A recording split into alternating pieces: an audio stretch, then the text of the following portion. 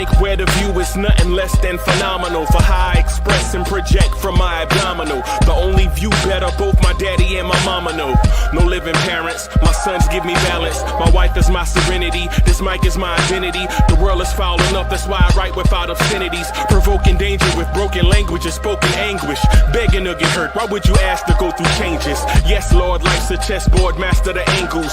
Control the tempo, be the one who holds the info. Acknowledge is just as deadly as machete swings. When spoken, the truth is as potent as that Medellin. While others swear the style is free, I just let it ring. Our time is undervalued, soldiers make us better kings. My fans on my shoulder, reaching after better things. Today I take the shot, for them I'd rather set the screen. My mama told me follow my dreams. My daddy told me get it by any means. Stand tall, make him bow to a king. But I've evolved, you can see the resolve. Look in my eyes when you speaking to God. Life and for those who we caught up in using what I was scarred with the muse. I guess they call it proving I'm more than an artist. Penciling out my darkest while stenciling out a harvest. And storing what gets me from A to B, just like garages. Instrumental with collages. Envision what I've been drawing. Broadway to give you rhythm like the great Lena on. So bent on, found comfort in the storm. Find peace and on when you see them others perform. Organized chaos, I'll cast it like hey ya. Yo, party people in the place to be. What's good? It's your number one Chief Rock Knicks Universe, your main man, Uncle Freezy, and welcome to the premier Knicks in the Nighttime show, the Knicks at Night podcast. Salute to all my people on X. Salute to all my people on YouTube. Cowboy Bob is in the building. Salute. Fritz Alcindor is in the building. Salute. Man, you can tell these shirts, man, these shirts and these collars, man, I got to stop losing weight, man. Fritz, I got to get back on that real man diet. I got to start back eating beef. Salute, everybody. Let me see. Let me make some adjustment to this. There it is. There, is it? Let me do this. There we are. All right. Yeah, man. Appreciate you, man. So I'm going to do this, everybody, because I don't feel comfortable saying, doing this with the camera on. So I'm just going to do it with the camera off, and then I'm going to turn that camera back on so y'all can see my smiling face. Right? So I'm going to open with something that's been on my mind. And mind you, I'm not Langston Hughes, right? I'm not Guru from Gangstar. I'm not Gil Scott Heron, right? So I'm just gonna just go off the dome, and I'm gonna turn this camera off so I can stay focused, and then I'll turn my camera back on, right? So imagine, if you will, a basketball team that has spent years in the depths of failure, cemented in last place, synonymous with, what's the word I want to use? Disappointment. Fans have given up hope, and analysts barely mention their name, except to make fun of them, crack jokes, ridicule them about their struggles. Now, picture this. And no, this is not the Price is Right thing, but just picture this. A mountain climber at the base of the most treacherous, tallest, unforgiving, what do you call it? What do you call a peak of a mountain, just at the base of it, staring up at the mountain, right? The summit, the peak of the mountain seems impossibly distant, right? It seems like 1,000,000 miles away. And the journey to that mountaintop promises uncertainty, pain, exhaustion, injury, whatever. Yet, sheer will and what's a good word? Determination. The mountain climber and the team embark on a tough, arduous path, hoping to one day achieve what once seemed like the unthinkable. For the basketball team, it's the champagne. It's Adam Silver at half court. For the mountain climber, it's the peak of arrival at the top of the mountain. For a team mired in failure and dysfunction, the climb begins with a culture shift. Just like a mountain climber preparing for the joint with his Sherpa or whoever it is that's going to go on the expedition with him, a struggling team must acknowledge its shortcomings and failures and make the necessary adjustments to start the climb to the top. All right, and this might involve getting lucky in the lottery, say getting a Zion or a Wemby or something like that, or it may involve hiring a new coach, structuring or restructuring a front office, adopting a new team philosophy. Just like a mountain climber must get the right gear, like no Timu gear, right? He's got to get the right gear because his life is on the line. He's got to prepare and plan the route and develop the mental and physical and emotional toughness needed to withstand a brutal climb to the top of the most dangerous, unforgiving mountain. At this stage, there are no guarantees, only the hope that if you do this and you go in the right direction, you will reach the mountaintop. So at the beginning, the team and the mountain climber face crazy obstacles. The basketball team, accustomed to losing, first must learn how to win. Draft young players, develop players, work hard in practice, knowing the growth takes time. Just like a climber struggles to find steady footing on sharp edges and rocky and uncertain cliffs, a team in a rebuilding mode faces setbacks just like the climber. Losing streaks, failed trades, key injuries, doubt looms over the lottery team looking to sip champagne in June. And doubts and whispering that the climb is too steep. For the mountain climber, there are only a few people that have made it to the top. Thousands have tried. Less than 100 have made it. The middle of the journey is the most grueling for the climber. The air becomes thinner. The weather is more unpredictable, and every step you take takes a toll. Muscles ache, frostbite, exhaustion, hunger, pain, doubt, all these things.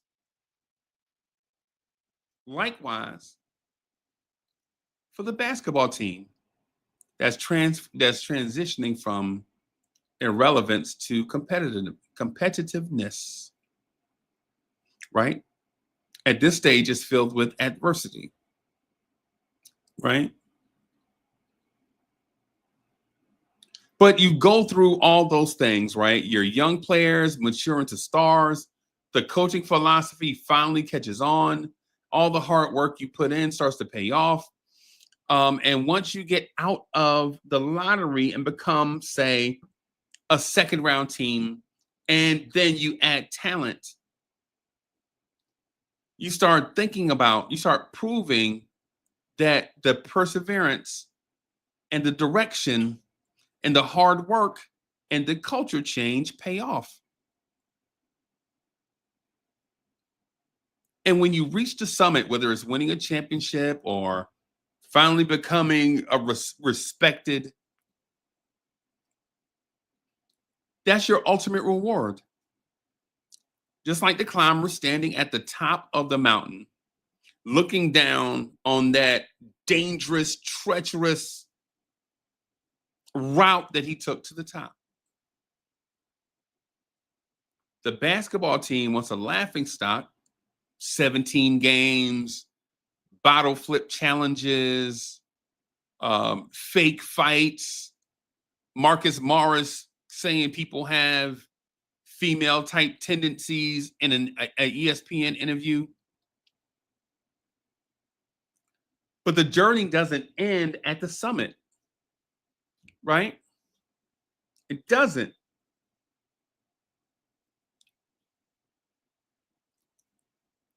The thing about our New York Knicks, right? The thing about our New York Knicks is this. When you go from a 17-win team to a second-round team, 90% of the challenge is hard but fair. The last 10% is hard and not fair. Only a certain group of teams and players and mountain climbers, swimmers, whatever comparison you want to use, make it to the mountaintop. And the Knicks are in that middle passage. Right? Our Knicks are in that middle ground where we're clearly a second round team. Right? Clearly a second round team. Clearly making moves to get to the summit. But now that you're here, how much resilience do you have? Right? How much resilience do you have? How much heart do you have? How much willingness do you have as a front office? How much willingness do you have as a player to not go to the nightclub and just stay home and get rest? How much willingness do you have to put up those extra 400 shots a day? 400 shots is a lot. You have to live in the gym. And I'm talking about 400 on top of what you already do, your workload.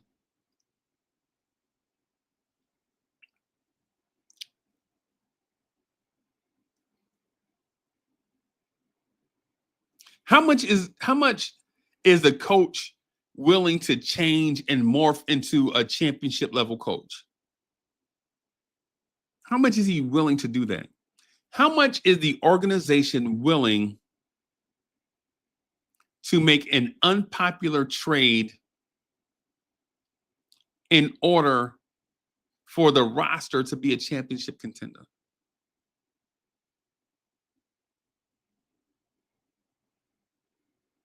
How much are the fans willing to sacrifice a pretty product on the floor in order to watch whatever wins them a championship?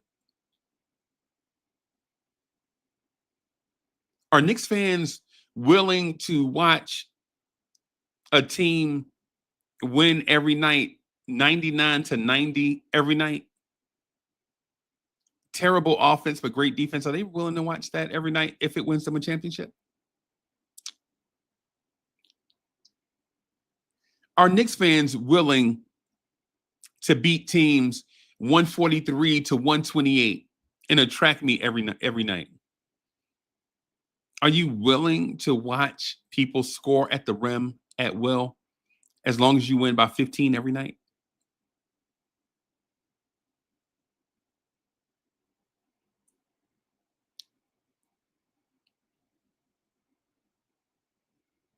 Is there a player on this team that's willing to sacrifice his Hall of Fame stats in order to win a championship? Is there a player on this team that has a Hall of Fame arc or trajectory that's willing to set those numbers to the side,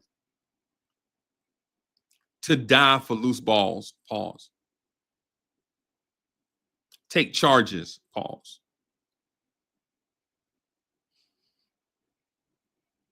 Is there a player on the Knicks that's willing to do that? Is Knicks Nation ready to pressure players into doing that? These questions are rhetorical, of course, because as a fan, you are free to root for your team any way that you want to.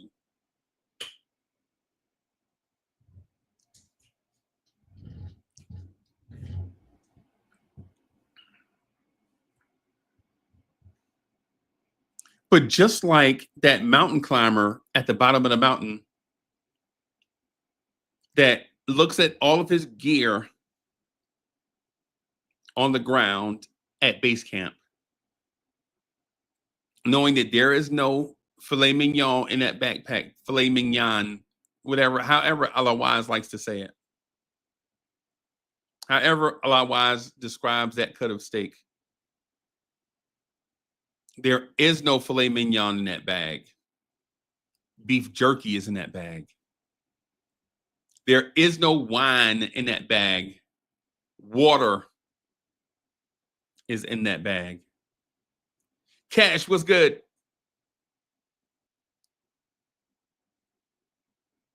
Right? There is no fireplace. There are no Timberlands.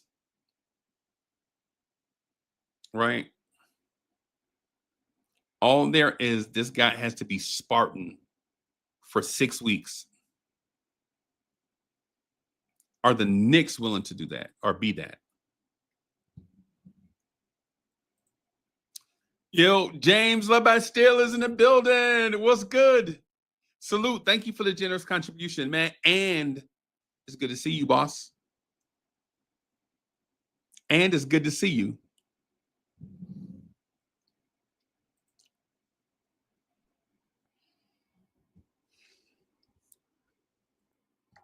As a Knicks fan, I think I'm only concerned with sipping champagne in June. That's it.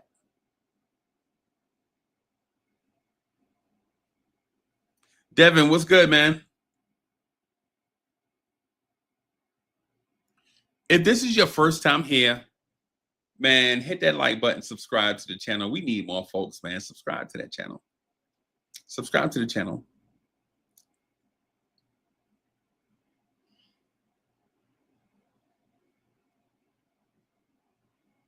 Smash that like button.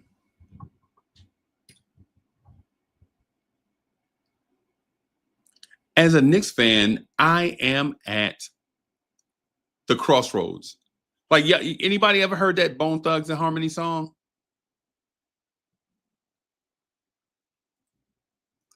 I'm at the crossroads.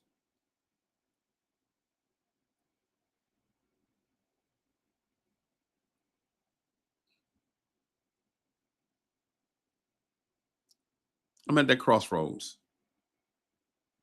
I really am desperate, thirsty for a championship.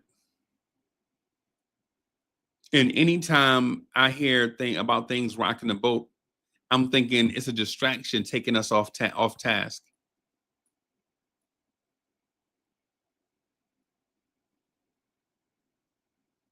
I don't want the Knicks to be off task. I want them to be on task.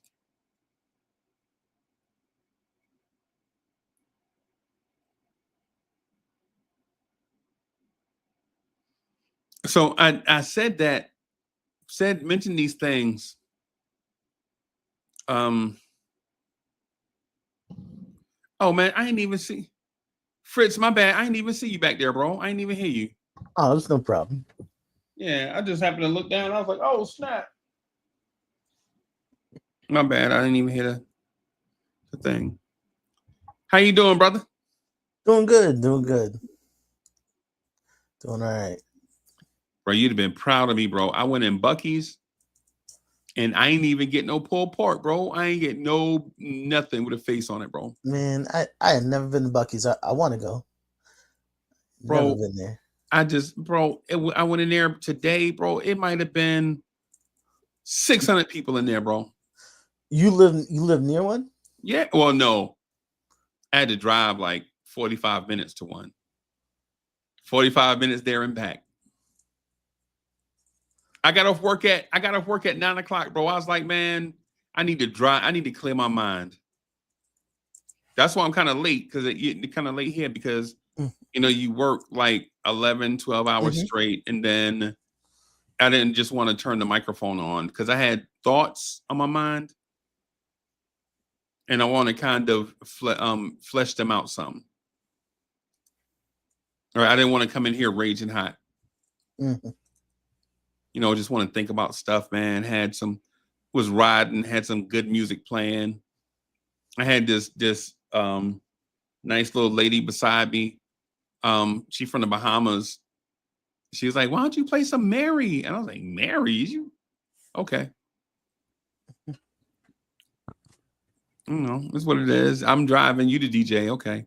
We'll listen to some Mary. That's for those that like music. And so while I'm riding, I'm thinking, do the Knicks have all the pieces necessary to win a championship? If not, how close are they?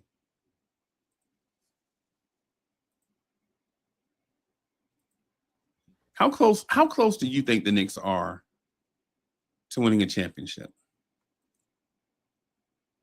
We could be a year away. Could be, right?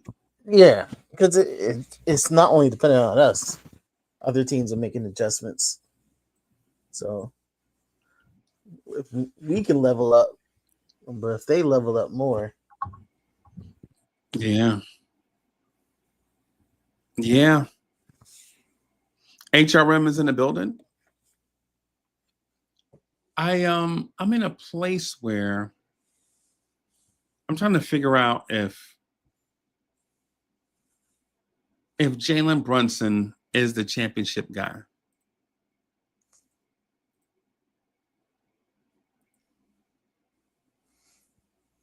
What do you think?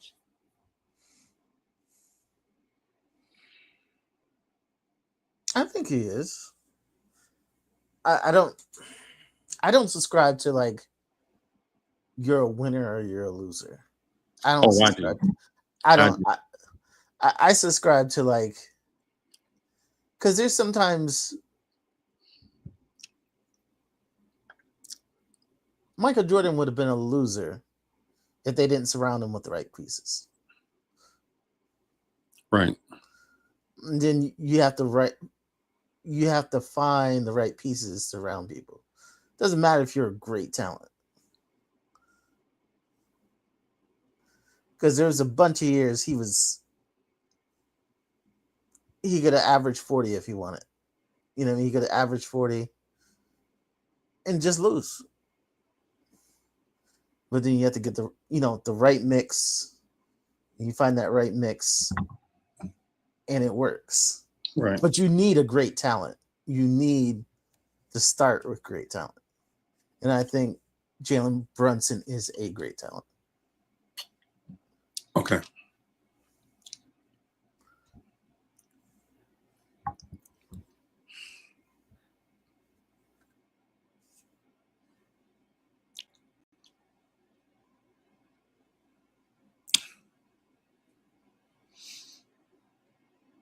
That's a great way to put it.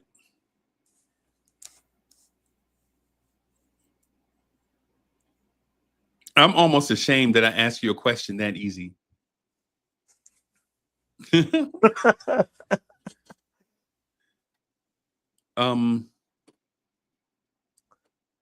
Yeah, like Bob says in the comments, Clyde Drexler was a loser until he went to the Houston Rockets. You had people like Dominique, great talent, but never had the right team. You know what I mean? We should have had Dominique and Pat Ewing together. Mm-hmm. Dominique, Pat Ewing, and Mitch Richmond all together in the early 90s. Yeah.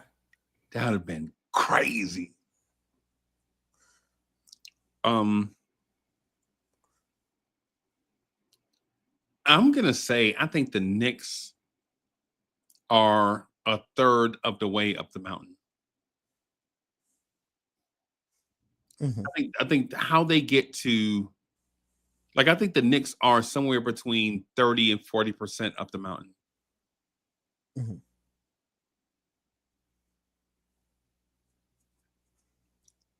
Yeah. And how they get to that 90% is finding the complementary pieces to Jalen Brunson, Cat, OG Anunoby, and Mikal Bridges. So that all four of them, because those are going to be your core four. If you count Josh Hart, you have a core five. Most teams don't have a core five. They usually have a core three, and then one player that's really close. They never have like a core of five guys. Yeah. Right. You feel me? Like usually the fifth through eighth guy are like guys you can rotate in and out every 2 to 3 years. And they come in and play a role and, and you rotate them. Yeah, they're mercenaries. So like they're mercenaries. You kind of like Cornbread Maxwell for the Celtics. Mm-hmm. And then it turned into Danny Ainge. Mm-hmm. Right. And then it turned into Reggie Lewis. And then it turned into, you know what I mean? Yeah. Yeah. Like with the Bulls, like when the Bulls start winning championships, like a lot of people say, oh, the Bulls are a great team. But that team evolved a lot over those 6 years. A lot. Yep. Yep. Yep. A lot.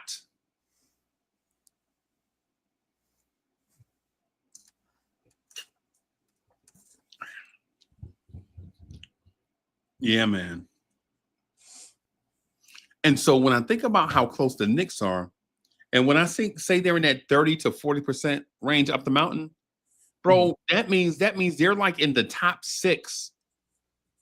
Because 75% of the league is nowhere near 30 to 40% up the mountain.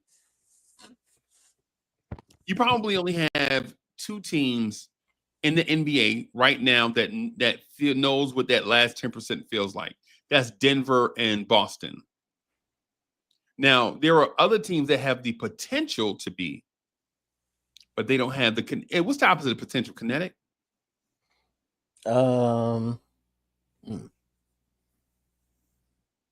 on, bro. You're supposed to know this. You said potential, like they have like potential as a skill wise. Something that's at rest versus something that's in action, like potential or kinetic energy. Okay. Right. And so when I say that, I'm not being disrespectful to the Knicks. I'm just being respectful to how hard the journey is to win a championship. Because if I say 18 teams are that close, that sound crazy. Right? There are only like 6 teams where if everything goes right, they can win a chip. And the Knicks are one of them. right? But but everything has to go right for the Knicks to leapfrog the class, right? Like Tom Thibodeau will have to start running offense. The Knicks have to stay healthy. Josh Hart has to shoot. Cat has to play defense. Mitch has to score. Deuce has to be consistent. You feel me? Like a lot of these guys, man, have to do a lot of things that they do, but they don't. It's like they don't do it often enough for us to depend on it. Yeah, have to catch lightning in a bottle. Have to basically, yeah. Yeah, so. But Ben Franklin did it. Yeah. Lightning in the bottle. So it's possible, right? Yeah. There's teams have done it to get to the championship and lost it. Yeah. And there were some that we thought that were like the predictive favorites, and they got there and lost.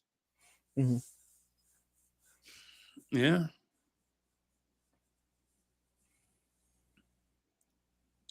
Chat, in your mind, what would it take for the Knicks to absolutely go on this dominant run where you're thinking, hey, if these three things happen, the Knicks are comfortably winning a championship?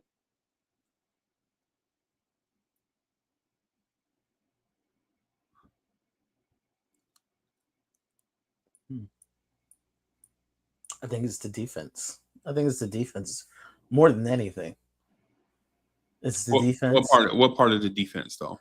I guess the word you would say is synergy. Like where it kind of works together. I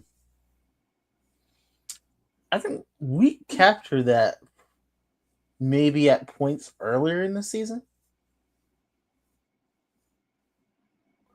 I think we captured it a few times. Okay. Where we had stretches where I could say, wow, defense is good. Like everybody's kind of working together. But I haven't seen it lately. Right. Yeah. Right. I'm going to say the offense has to be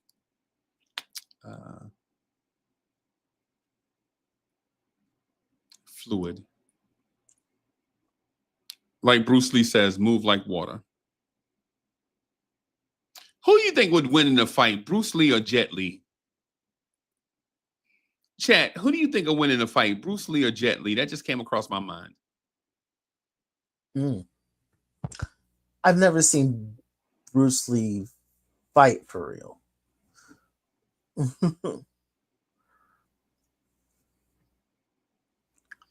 Chat, help us out, chat. Who would win in a fist fight, Bruce Lee or Jet Li? Like, who would win?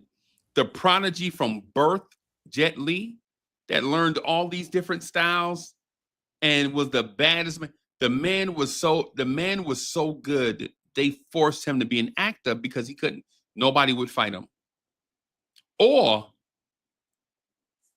the guy that was beat up as a kid, right? Had a weird identity, come from a broken family, learn how to fight on the streets, and then walk into a dojo, and then all of a sudden, he's the baddest man on the planet.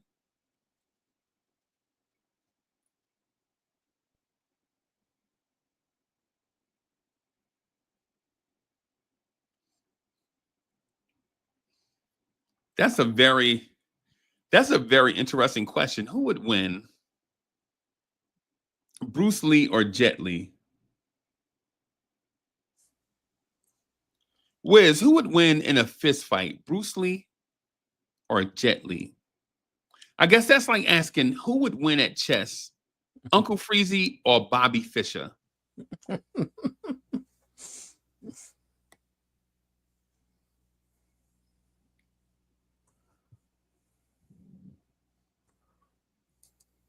How close are the Knicks to winning a championship? I'm legitimately going to say, Fritz, that the Knicks are more than a third of the way there, but not halfway there. In that 40% way.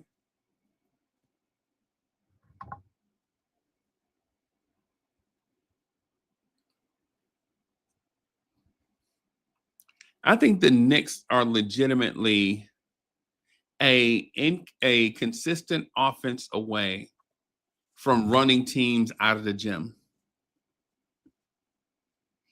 Honestly, I think the Knicks right now are a healthy Karl Anthony Towns away from running teams out of the gym.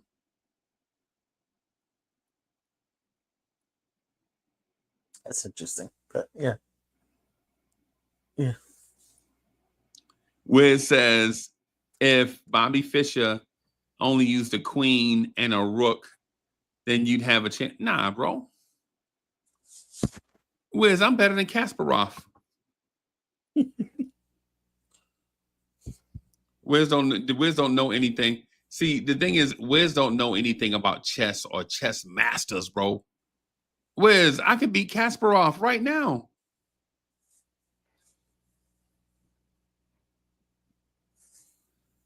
I would say, Wiz, you notice how I said offense just now, right? Knicks run teams off the floor. Mm-hmm. I think a Karl Anthony Towns that's shooting 45% from three opens up driving lanes for OG Anunoby. Let me paint this picture for you.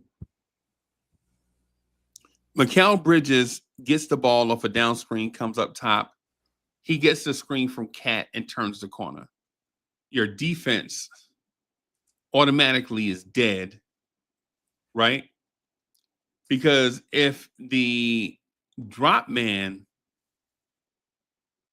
comes up to Bridges, OG Anunoby is going to dunk. You remember when OG Anunoby dunking 5 times a game was a real thing? Remember that? Yeah. Yeah. That's when we would get penetration. They would come up. Cat for 3. You can't protect the mid-range, the 3-point line, and the rim. You don't have 7 people out there. Mm-hmm. Right? Say the drop man doesn't come up, right? Say he sags to the rim. Mikal Bridges from 12 feet all night long.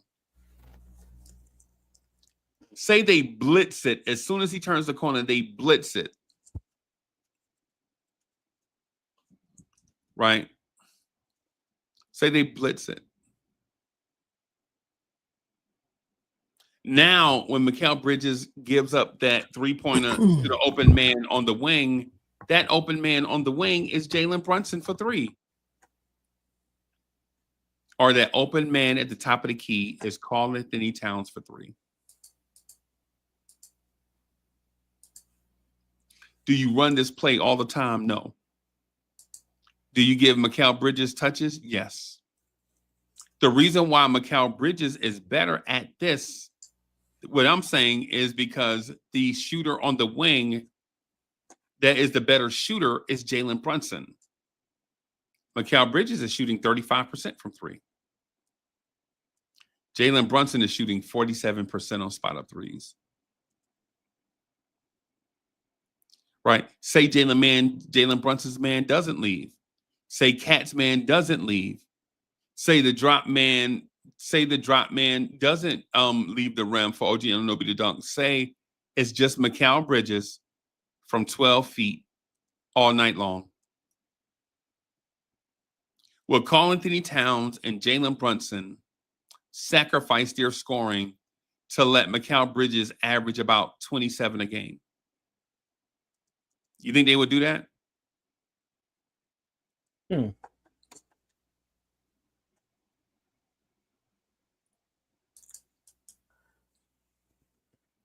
No? Maybe. And I listen, chat, and I know how y'all are against Mikal Bridges being a point guard or a primary ball handler. I know how y'all are against that.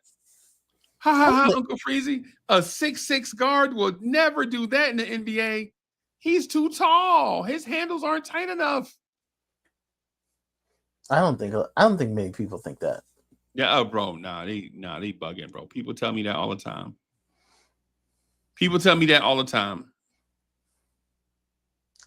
Right? Like, no, Uncle Freezy, you're crazy for having an original thought. You have to think like the rest of us. Nah, bro, I ain't gonna think like the rest of y'all. I have my own mind. I'll think independently. For those that don't like independent thinking, stay thinking like other people. I'm not afraid to express my opinion on what I see. I'm not the safe person.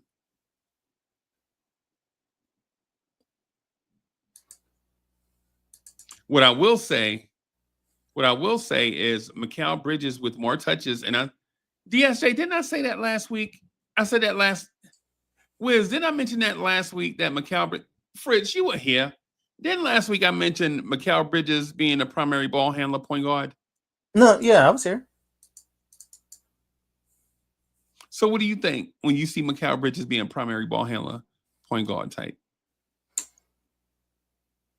I don't have an issue with it. We let Josh do it. Yeah. Josh handles his. Josh don't have handles like that. And Josh don't have a lot of stuff. I'm just gonna leave it at that. Yeah, but the stuff that Josh don't have is between the ears. It's not physical. Josh is very physically talented, bro. Mm-hmm. So, yeah. I'm gonna say this though.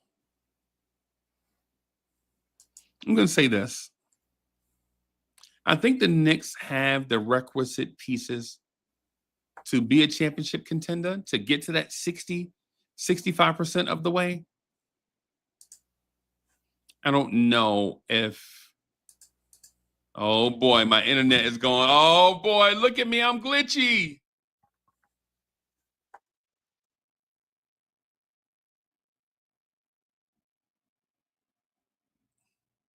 I'm gonna turn my camera off for a little while, everybody, because I'm getting glitchy. So, yeah. I hear you good.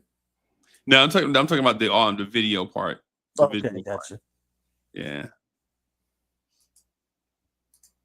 I think the Knicks do have the requisite pieces. I honestly think, though, they're probably 2 veterans away from being it.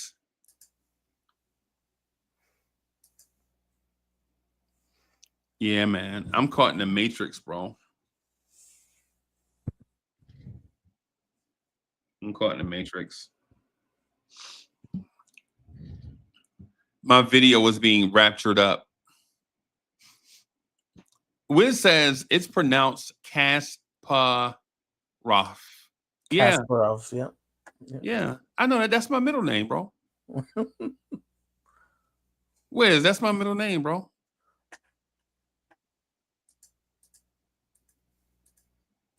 Yeah, that's my middle name.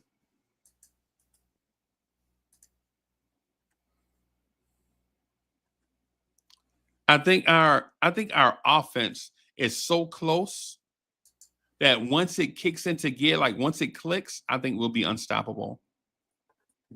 King Imbert is in the building. Salute.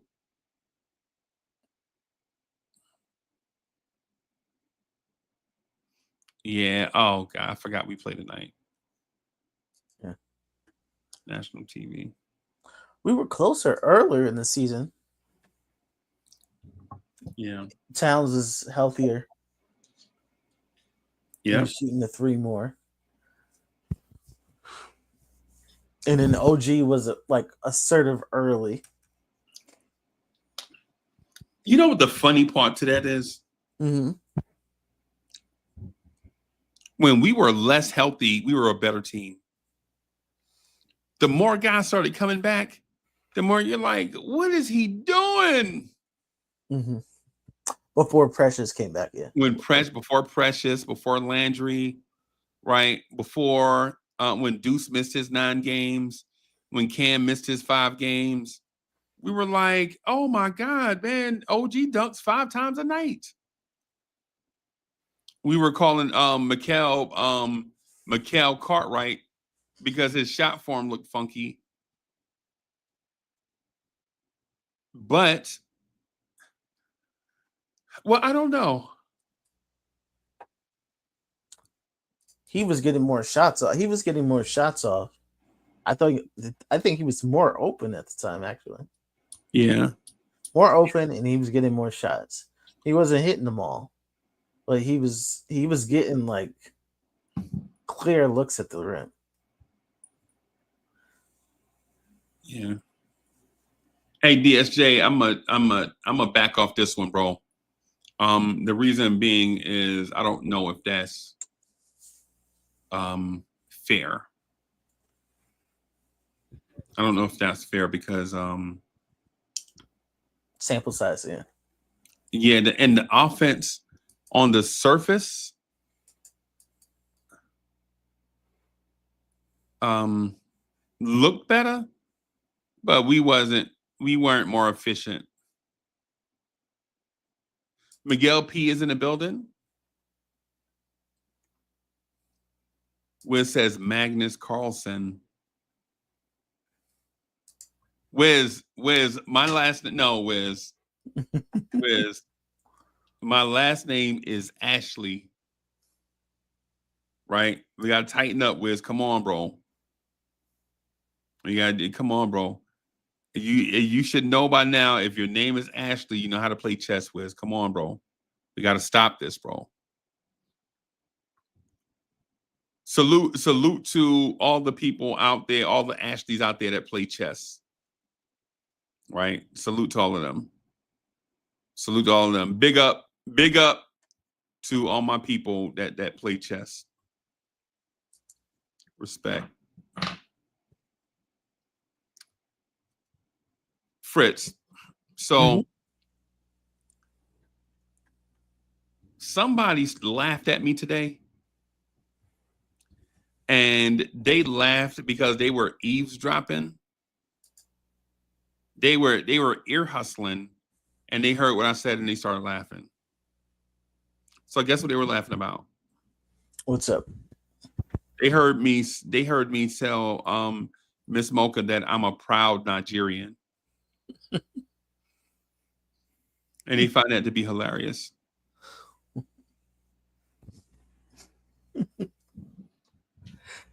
I don't know why that is, bro.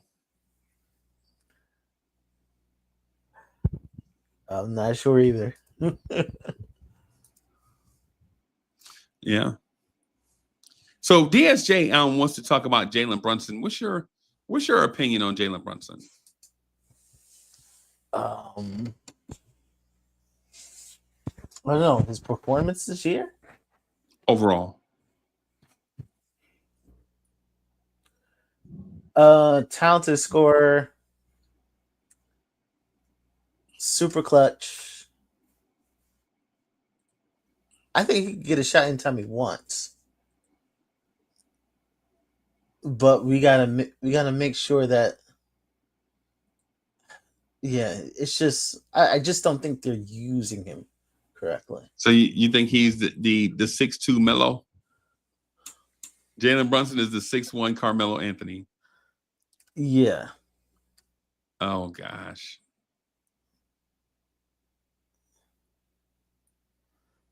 Unfortunately.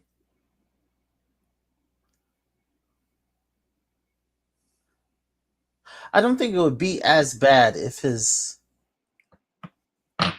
he had better court vision. It wouldn't be as bad. But yeah.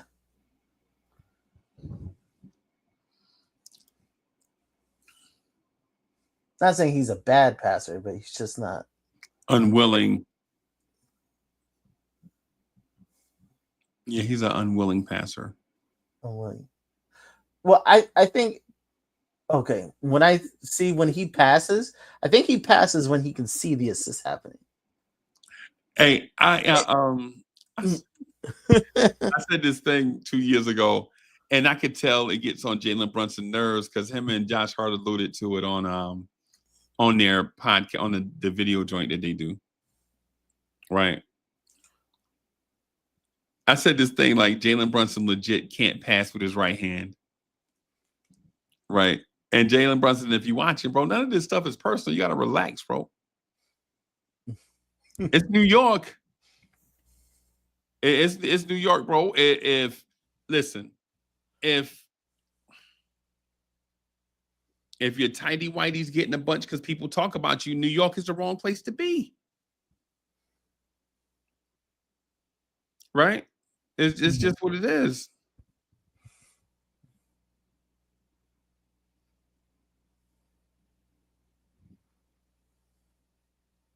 Yeah. Yeah.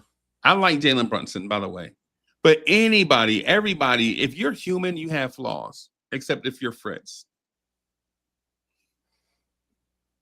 The ladies love cool Fritz for some reason. I don't know. Unfortunately, no. Yeah. Unfortunately, the ladies love cool Fritz.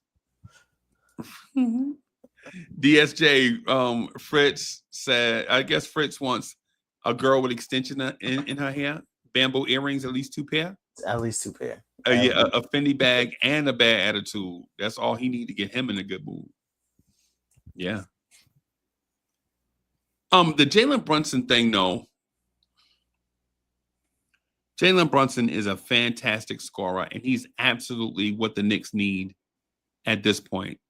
I think his shortcomings, though, no pun intended, are kind of hard to cover up. And I don't know if Josh Hart is the complimentary guy to him. I don't know if you cover up for a short guy's shortcomings with a short guy with shortcomings. If that makes any sense. Probably not. But if he had the right complementary pieces, can cover up. Yeah. I think that the perfect piece for him is Stephon Castle, the Castle kid from San Antonio. As a starter. As a starter. As a shooting guard. As the point guard. Yeah, absolutely. And Jalen Brunson being the Allen Iverson in our offense.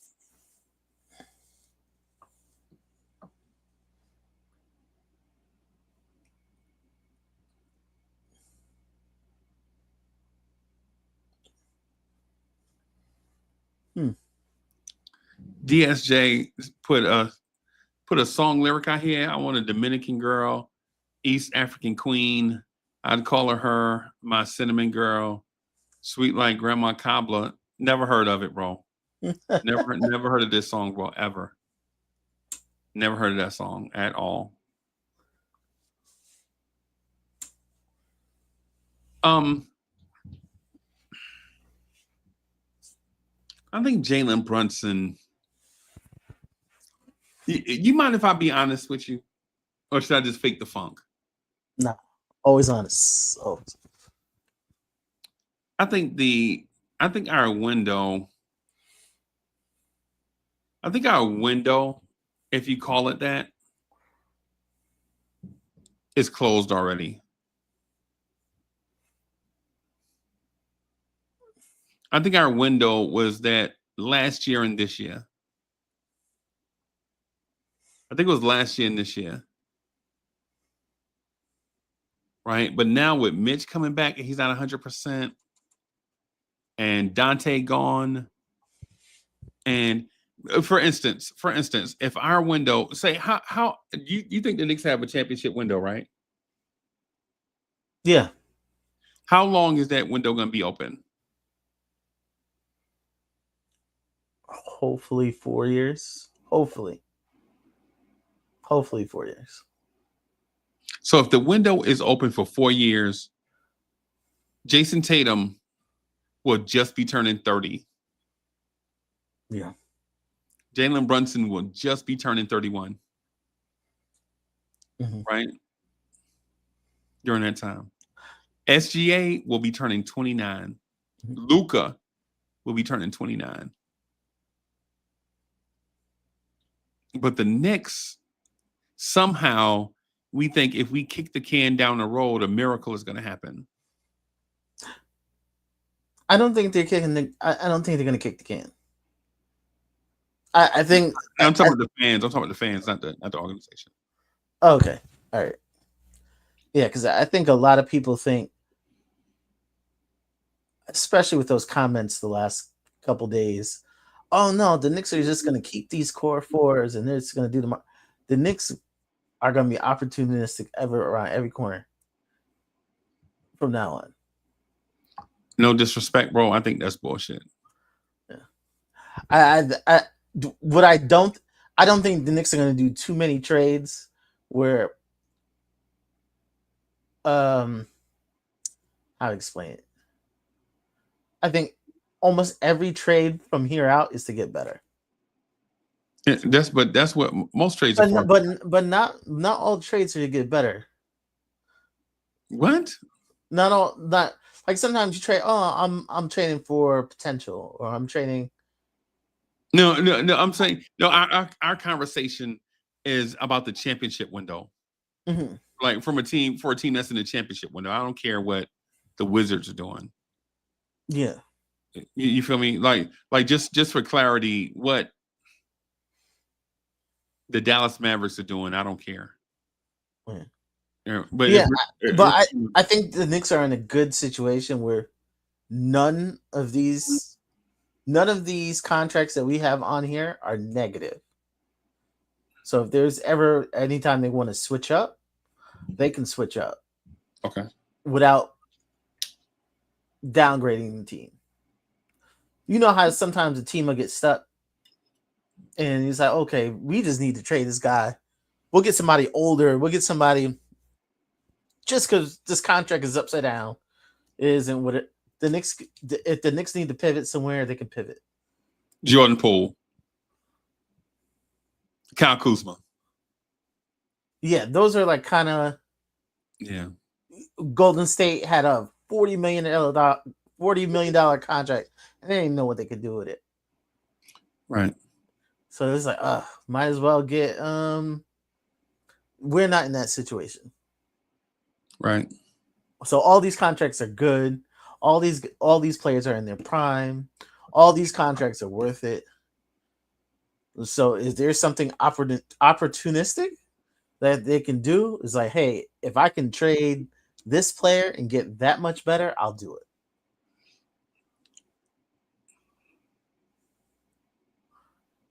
And I don't think a lot. That's why I don't think our window is closing. I think it's closing when you run out of moves. That's when it's closing. When you can't, if you're boxed into a corner, even if you have great players on your team, you're boxed into a corner. That's when your window is closing. Like Philly, they have like. Even though they had great players on their team this year and people are calling them contenders, they were boxed in. Like, you can't do anything with the players that they got. Except Maxey, that's the only player that you could do something with. not the Hoopers. Personally, when I saw the roster, and I saw the money, I knew that wasn't gonna work. Yeah. It was just boxed in. Like, you can hold on. Let me finish my point. Mm-hmm. When you see Tyrese Maxey, Paul George, and Joel Embiid, the first thing you think is, man, if they can stay healthy, they can make noise. Mm-hmm. Right? Well, what is noise? And what is stay healthy? Mm-hmm. Right? So when I saw it, I was like, no, that's never going to work. Right? Because Maxey is the streakiest star in the league. Right? On some nights, his shot is not going, and you can hold him to 14 points on 19 shots. Mm-hmm. And then on other nights, when he's like Sonic, he's going to score 45 on 22 shots. But when are those nights going to occur? Can you depend on that? When is Paul George going to be the GOAT, and when is he going to be an older, injury-prone veteran? You don't know.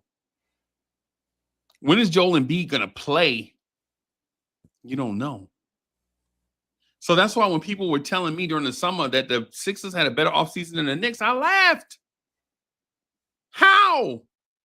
The Knicks went all in. When the Knicks made the OG Anunoby trade, they were all in.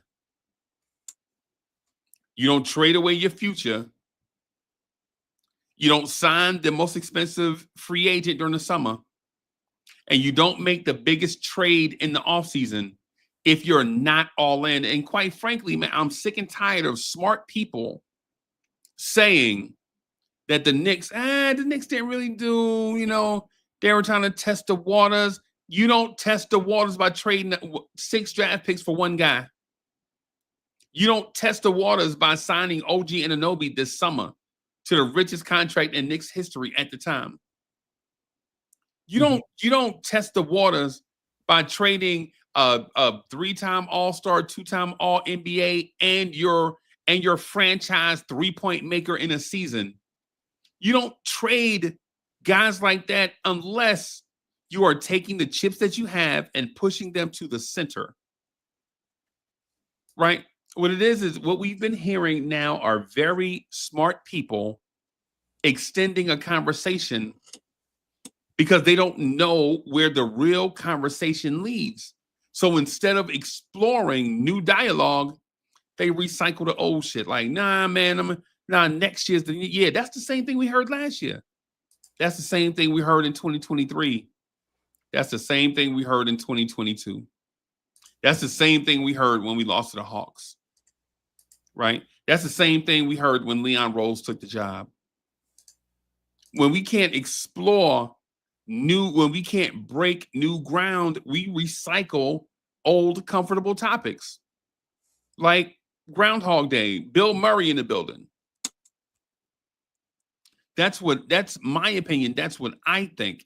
I think the Knicks went all in and it's not quite working to plan yet. And so fans are thinking, nah, so what, they traded 6 picks? So what, they spent most of their cap space on OG Anunoby? So what, they traded 2 franchise pillars for Cat? This was a test run season.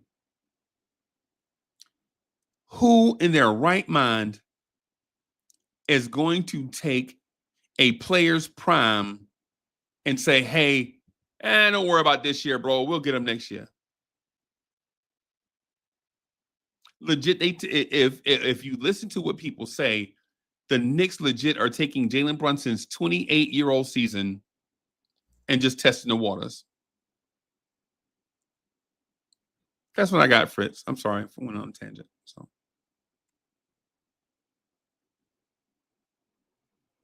No, I think the Knicks tried. I think the Knicks tried the best they could this season. I think the front office, they put themselves in a pretzel for how far they were willing to work on moves. I can say for certainty they did everything they could. Yeah. But circumstances just was not good. Right. Yeah.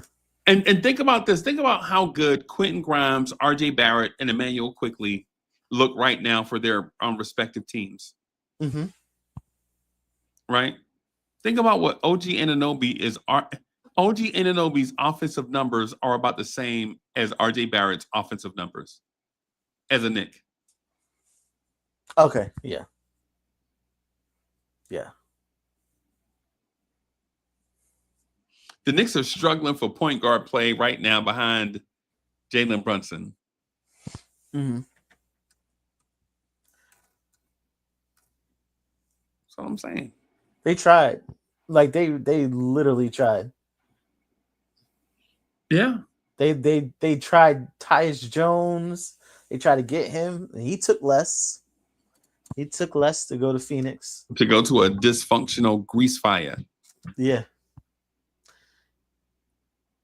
But yeah, they didn't They didn't mess it up. They literally tried everything they could. Yeah.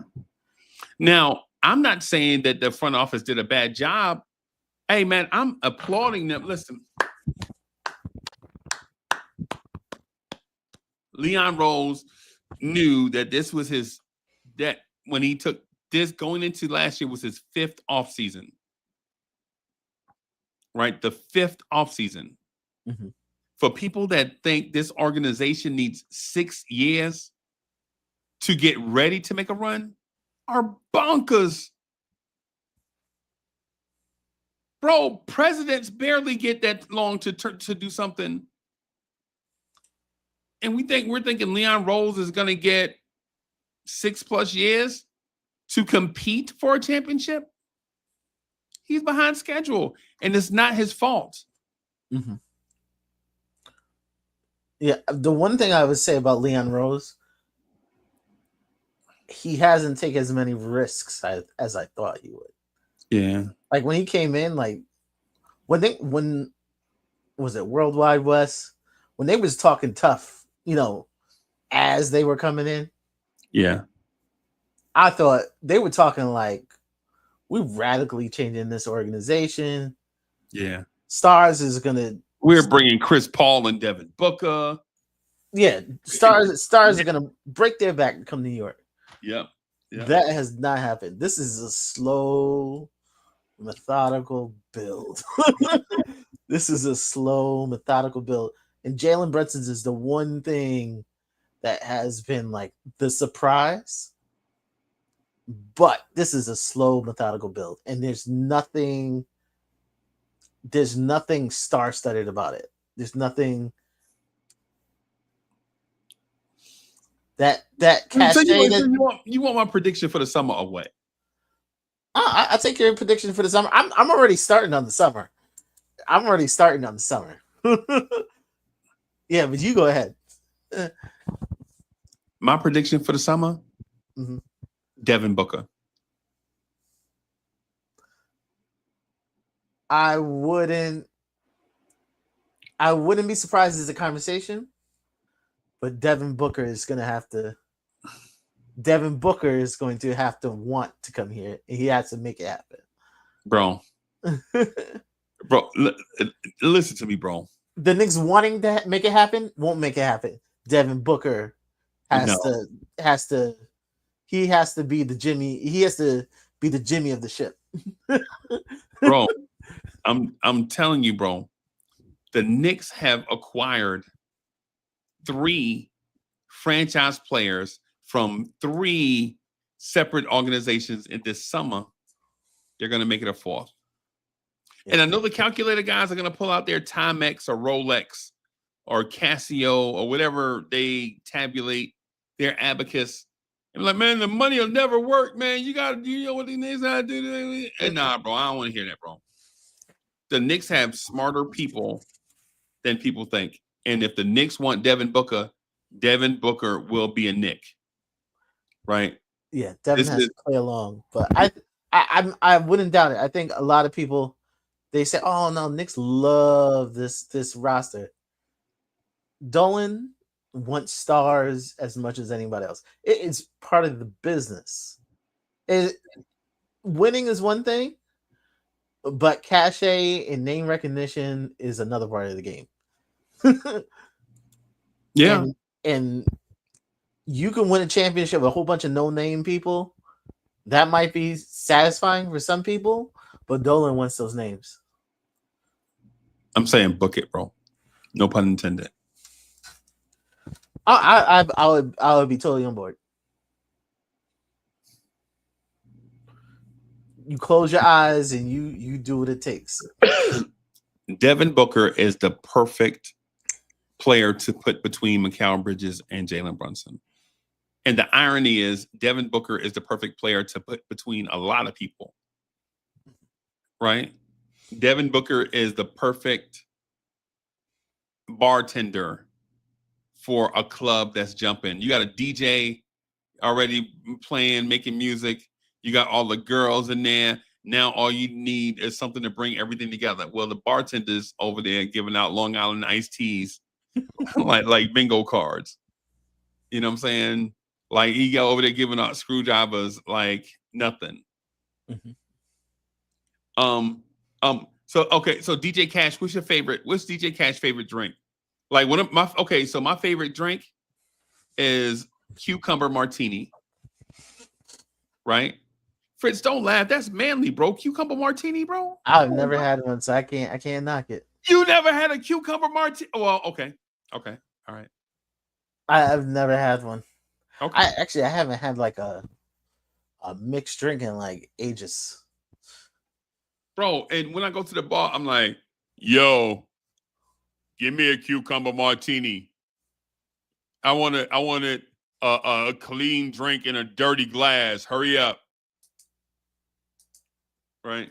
So I think that's the move this summer. Right? The Knicks are going to go after Devin Booker. That's my prediction. Right? And for those that have been on the channel, I predicted 2 years ago that, and I told Dre this. So when Dre gets here, whenever Dre gets here, he'll attest to it. About in 2022, I was like, "Hey, Dre, in 2024, the Knicks are going to get a small forward, right?"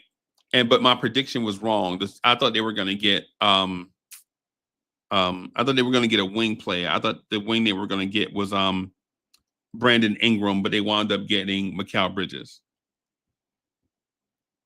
Right? Yeah. Yeah. And now Fritz, I predict a lot of stuff, bro. Mm-hmm. I'm Nickstradamus. I predict a lot of stuff.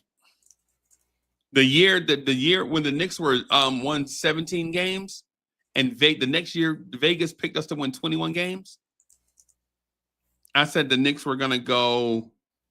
DSJ, what's the record? I said the Knicks are gonna go. I said the Knicks were gonna win 38 games, and I think they wound up winning 37 games. And people were like, "See, I told you, Uncle Freezy, you were wrong." Nah, bro. All of y'all was saying the Knicks were gonna win 23 games. I said 37.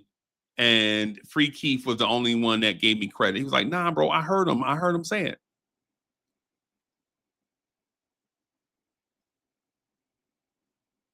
And now I'm telling y'all, the two acquisitions this summer, Devin Booker and Kanan Catchings. Those are who the Knicks are going to get. Kanan Catchings is a 6'9" athletic scorer out of BYU with defensive upside. And our wings of the future are going to be Kanan Catchings, Pankam Dadier, and Kev McCullough.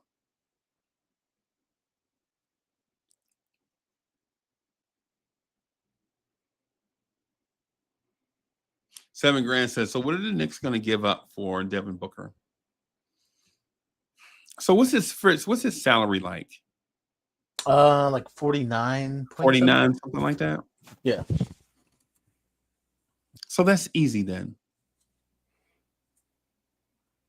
That's easy then, because Mitch makes 14, right? This summer will be 12, 9. 12, so he makes about 13. So that means we have to make up, what, 32 million? Yeah. Mm-hmm. Easy. Light work. How are you going to do it? But the easiest way is probably Mikal and Josh. But then that's two Villanovas. That's the... Yeah. Mikal Bridges ain't going nowhere, bro. Yeah, it's going to make it tough. Bridges ain't going nowhere, bro. You don't give up that many draft picks, play them 1 year, and then trade them. Because now you don't have the draft picks or the player. Yeah.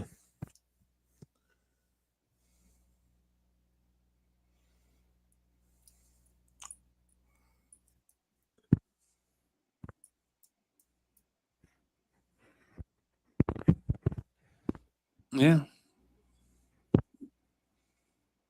I think our starting lineup next year is going to be Brunson, Devin Booker, Mikal Bridges,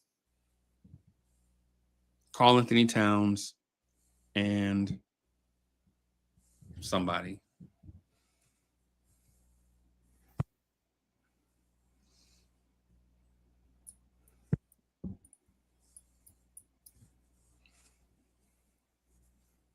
Is the Knicks front office willing to make the hard decision to win a championship?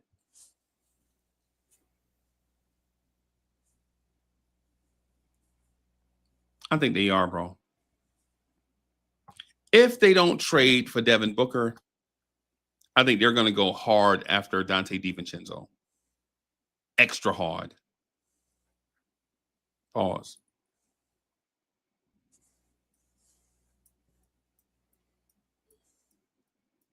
Yeah, I already started exploring that one. Devin Booker is the move, bro. Yeah. Basically, you're gonna have to give up. I don't know how much they would value an OG. Yeah, OG ain't going nowhere, bro. Yeah, you can't do it then. Yeah, you can do it. You can do it. With who? You can do it. With who? Hey, OG ain't going nowhere. You ain't going. You said no Jalen, No Jalen. no Mikal, No Mikal. no OG, No OG. and No Cat. yeah, then you don't have a way of doing it. Yeah, you do. Yeah, bro. Okay. There's no way to make the money. Okay.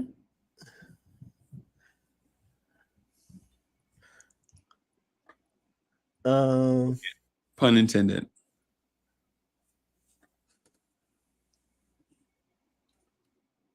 Book it, bro. Y'all do this to me all the time, right? Like I'm like, hey man, Mikal Bridges need to play point guard. And no, you don't know what you're talking about. And then he hit the game when everybody's like, I told you, Uncle Freezy, what you talking about, man? I've been told you Mikal Bridges should be the primary ball handler and play some point guard. Yeah. You're gonna need one of the big money plus Mitch. One of the big money players. So OG or Carl. They ain't going nowhere, bro. Yeah, you got to use one because it doesn't work without either one. I'm not even talking talent wise, just saying money wise. It just doesn't. Okay. Just All right. can't do it. All right.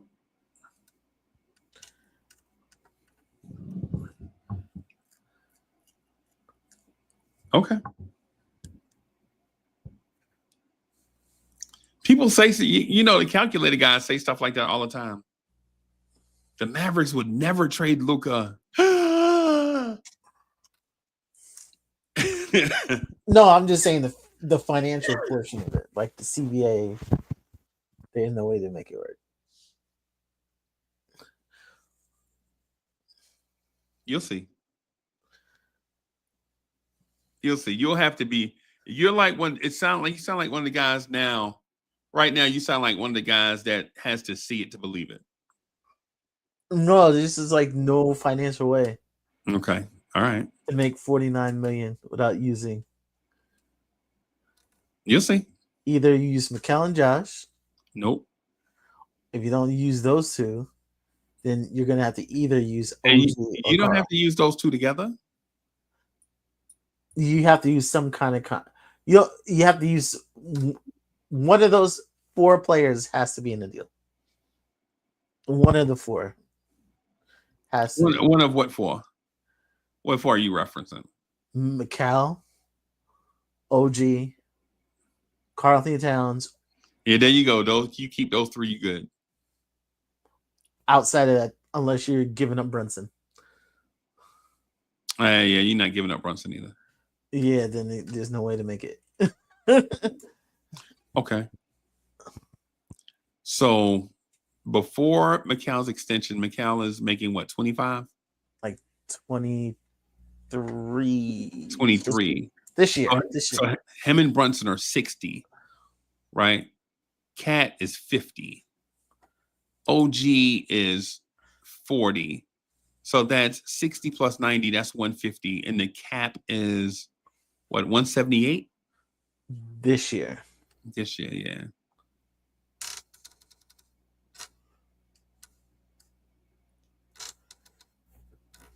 Yeah, there's no way. Yeah. It's not, it has nothing to do with the cap. It's just like what you have to exchange. You have to exchange what you have to exchange to make the money work. Money got to go out. My thing is who's going to give up number one when Devin Booker gets here?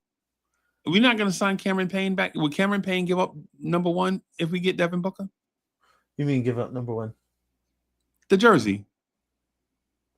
Oh no, he has to. Cam, I don't think he'll be back, but yeah, he definitely give it up. Yeah, or won't have a jersey. Period. You just give him you hook him up with a watch or something. Yeah, you hook him up with a watch, a nice watch or something. Yeah. How much does Josh and Mitch and Precious make together? I think Josh is in like 23. Precious is 6, but he doesn't have a contract. But he's coming off the book, right? Coming off the books, and Mitch is 12.9. Yeah. But so where we're at, we have to give up 49 to make it happen. Yeah, easy. That's easy.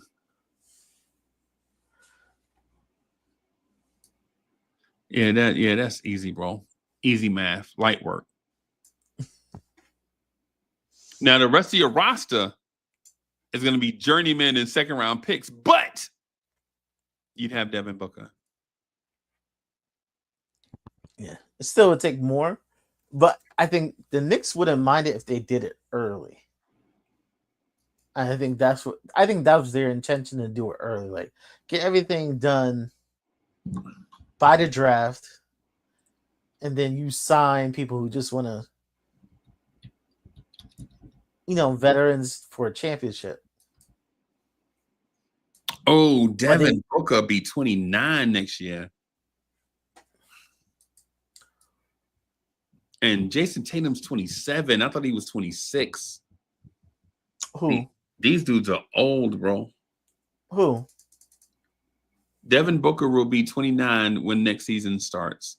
Yeah, he's been around. He's been a lot of years. I might walk that back, bro. He's a little older than what I thought. Really? Yeah. Hey, he's been in the league. Yeah, I'm gonna walk back the Devin Booker thing. I didn't know he was that old. He's Jalen Brunson's age. Yeah. Yeah. No, I think I'm gonna walk this thing back on Devin Booker. I thought he was like 26. Nah.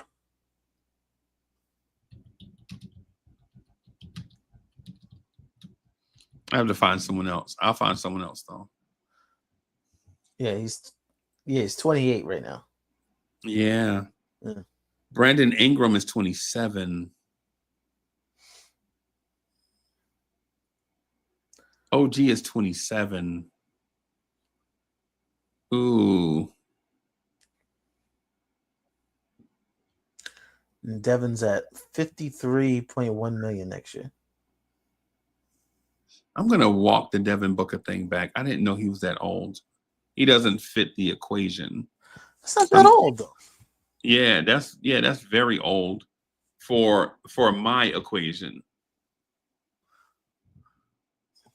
I'm gonna have to I'll find another candidate here. Ooh. Anthony Edwards. Oh, that's the impossible. That's the one that's impossible. How old is Anthony Edwards? It's like he'll be 24 to start of next season. Yeah.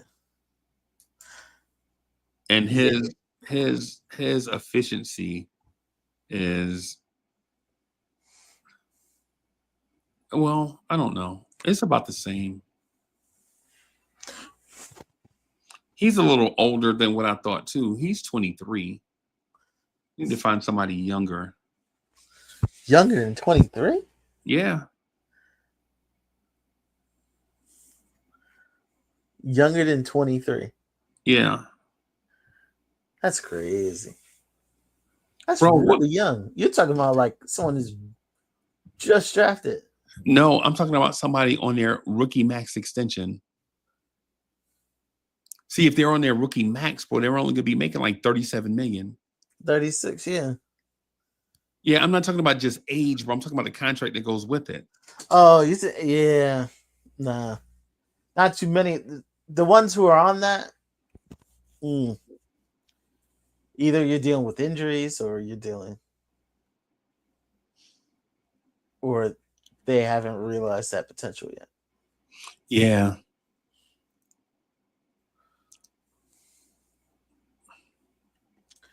Like LaMelo's injuries.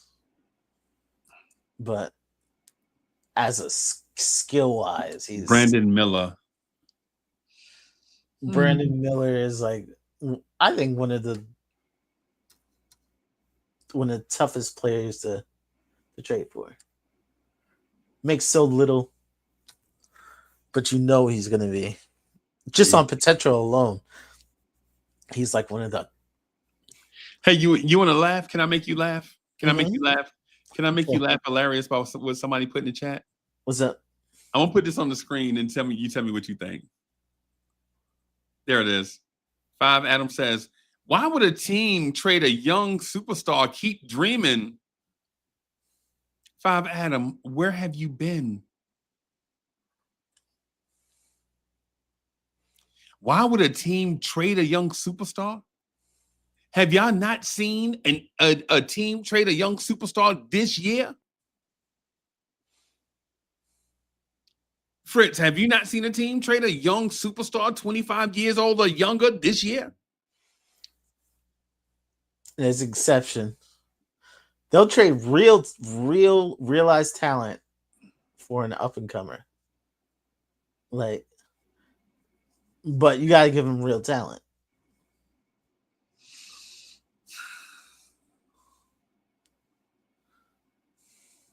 Cade was my pick last year. Like last summer. Yeah. I was like, yo, I would give up Randall and some. And people are like, you would give up Randall for Cade? Absolutely. Yeah. Yeah. And then now they're like, oh, Cade is good. No, he was that good. Hey, do you know Guillermo? Legion of Knicks? No? I've heard of him. Okay. He and I argued one night about how good Cade Cunningham was going to be. And I'm like, bro, I'm telling you, this dude, Cade Cunningham, is going to be it in 3 years. Because it doesn't matter it's not athleticism. It's not athleticism. Like it's craftiness. It's craftiness. It's like looking at Luka. It's like looking at Luka, but he does less risky stuff. Luka does crazy stuff. Like, yeah, he's like a no frills Luka. Like, it doesn't look fancy, but it's there. And he hit tough shots, bro. That man, you remember when we played them? When we played the Pistons? And Mikal Bridges was in that man's shirt and he hit that 3 against us to push the lead back up to 7. Mm-hmm. Kid's incredible. The kid's incredible. I think this year they're finally seeing it. Yeah. But he's always had it. Yeah. So I'm gonna strike Devin Booker from the record because I didn't realize the years basically got away from me, bro. You know what I'm saying? I was thinking that man was like 26. Right? He's not 26. Right. I'm gonna say the Knicks are gonna make a trade for a young guy to go in between Brunson and Bridges so that Bridges can be a defender, right? A defender, but not the defender. Okay. So this player, does he have to have good defense? Yeah. And he's got to be an excellent ball handler. Okay. He's got to be an excellent ball handler, passer, defender. Okay, not defender. Okay, because I was gonna give you a name, Go ahead, give me the name. but it's not a really good defender. Jalen Green. Hell no. No, I said that's a name I could say. Okay, that's a possible name. Yeah, the only reason why Jalen Green is not on my radar is because he has too many exceptions, right? He's not as tall as you thought he was, right? He's not as an efficient of a scorer as you thought he would be. He doesn't score in the team concept like you thought he would. He's not the opportunistic defender like you thought he should be. Right? He's got like all of these things where he's like the deep end of the pool. You know how people walk around the pool, but they never jump in the deep end? Yeah. Like people that sit in the middle of the pool to put their foot in, and then they slide in the pool, and then they make their way back to the shallow end. That's Jalen Brunson is that. I mean, Jalen Green is that. Jalen Green is, when I put his name, it's like he's a risky boom bust. Like, I think he could be incredible, or he could be overrated. Like, you just don't know. Not yet. Maybe it's a year or so you'll know. But like, he has the potential to be a 30-point scorer, and at the same time, you know who I think the perfect guy is? Not you know what? Jalen Green. Okay, if that's who you like. No, but if you want to say possible names and someone who has like possible names, someone who could become a killer, I'm not sure. Like, he's at the point where there's a question mark there. Right. But if he does take that leap,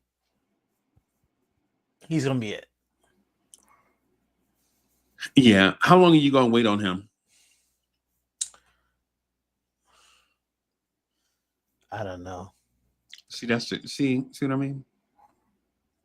But like, he's like one of those possible names. Like, I think probably gettable. I have a name for you. It's gonna make you laugh. Here's a perfect name. Anthony Black. Definitely gettable.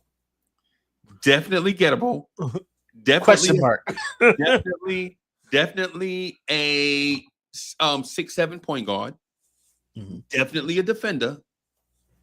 Definitely a very good ball handler and willing passer. The Bronx is in the building. Salute. Uptown, baby. Y'all know what it is.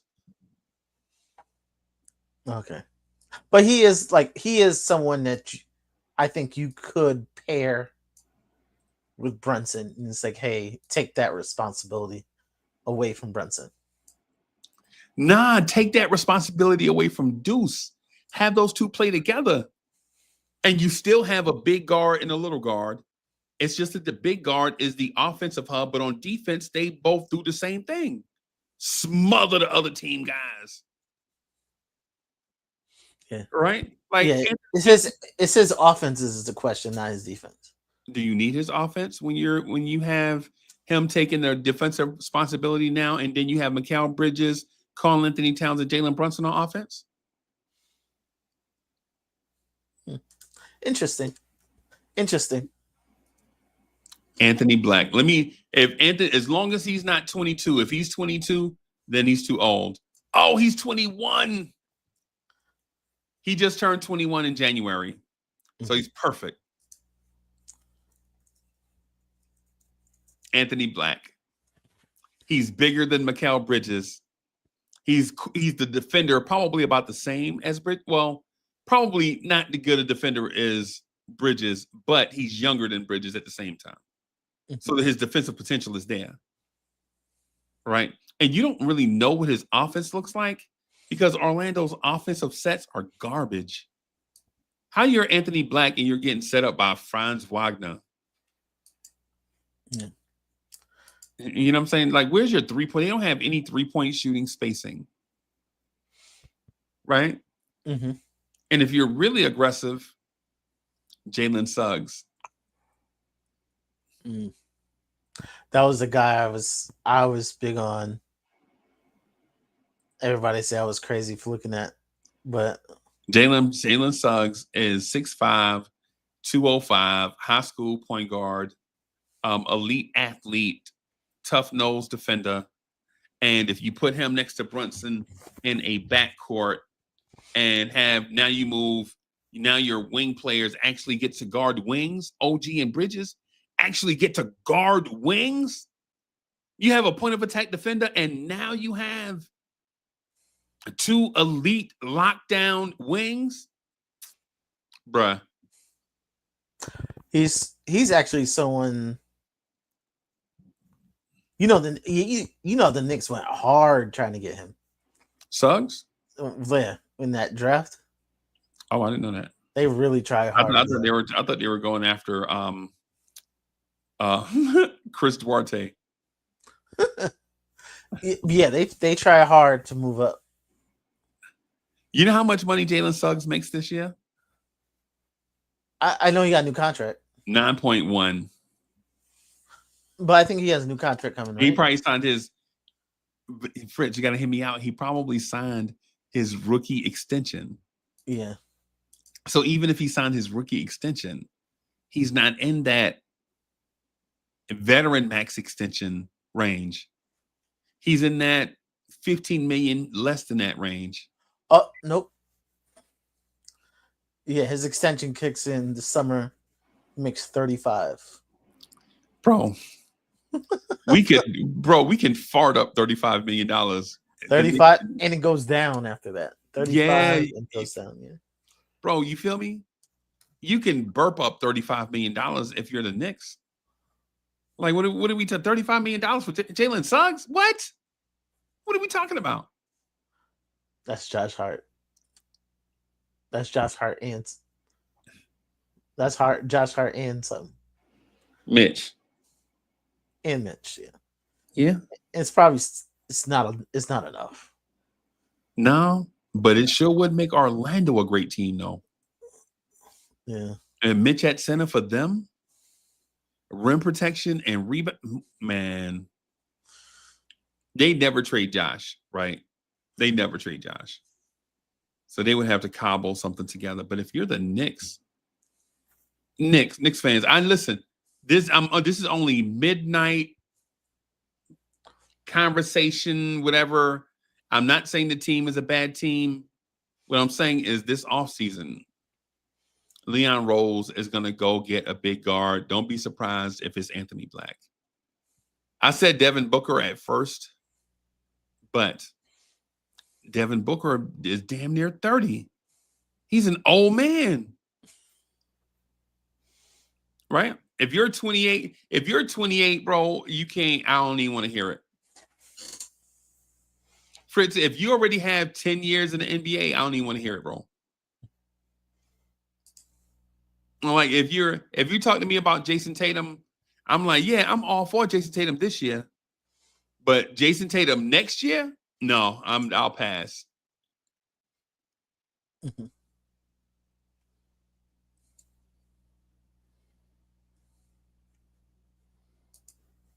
I would definitely, man, Anthony Black, bro. Miguel P said Caruso. See, I like Caruso also, but at 18 million, I'm like, Caruso. Nah, he's like solid in there. He is solid in that OKC. Okay, yeah, OKC gave up a nice prospect for him. OKC gave up Josh Giddey. Yeah. Yeah. Yeah, they ain't giving up Caruso. Caruso's there for the next 2 years. He is there for the next 2 years. Yeah, I don't, man. Honestly, I don't. Those type dudes, bro. I don't even care. Like Caruso or Giddey. Neither one of them fit what I'm talking about. No, Caruso doesn't. Giddey doesn't shoot well enough. Yeah, he doesn't play make and he doesn't shoot. Alex Caruso is Josh Hart with defense, basically. Yeah. You gonna put Mitch, Josh Hart, and Alex Cruz on the floor and OG on the floor at the same time? Mhm. It's like running the option offense in football again. Mhm. You got J.C. White at quarterback all of a sudden. Tony Rice is your quarterback now. Michael Hansen says, "How about the return of Dante?" For me, when it comes to Dante, it all comes down to, does Timberwolves lose Naz Reid? If they lose Naz Reid, I think we can get Dante back.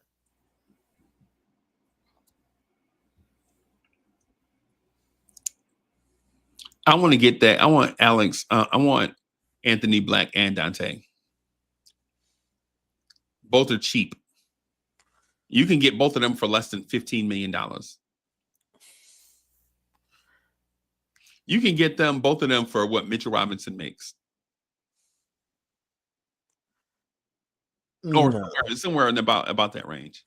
I think Anthony makes like 8. He makes $8 million? He was pretty high. He was a high pick. I think it was like 5. I don't know. He was like top. He was like 7th pick in the drafts. He's a high pick. Yeah, you're right.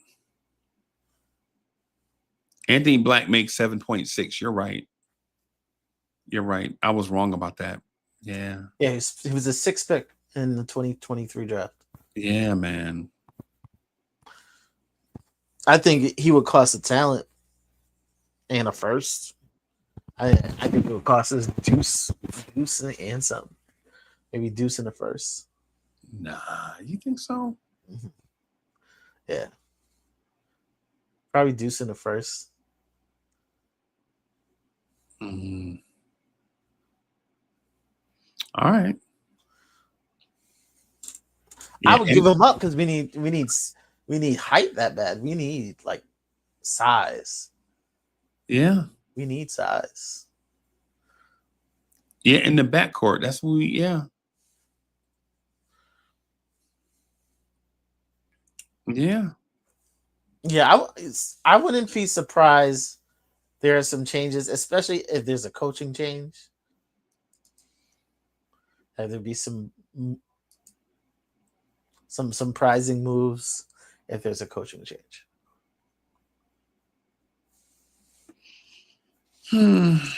Yeah. Because the next coach is going to want to expand the rotation.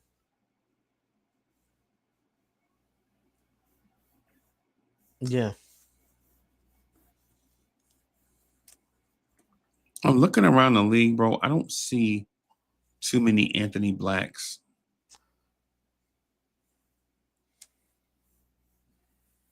I think Anthony Black is probably that player.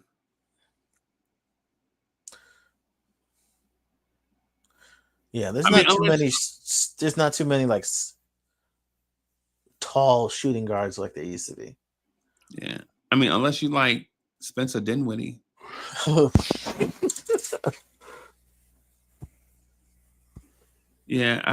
don't know if there's Anthony Black probably.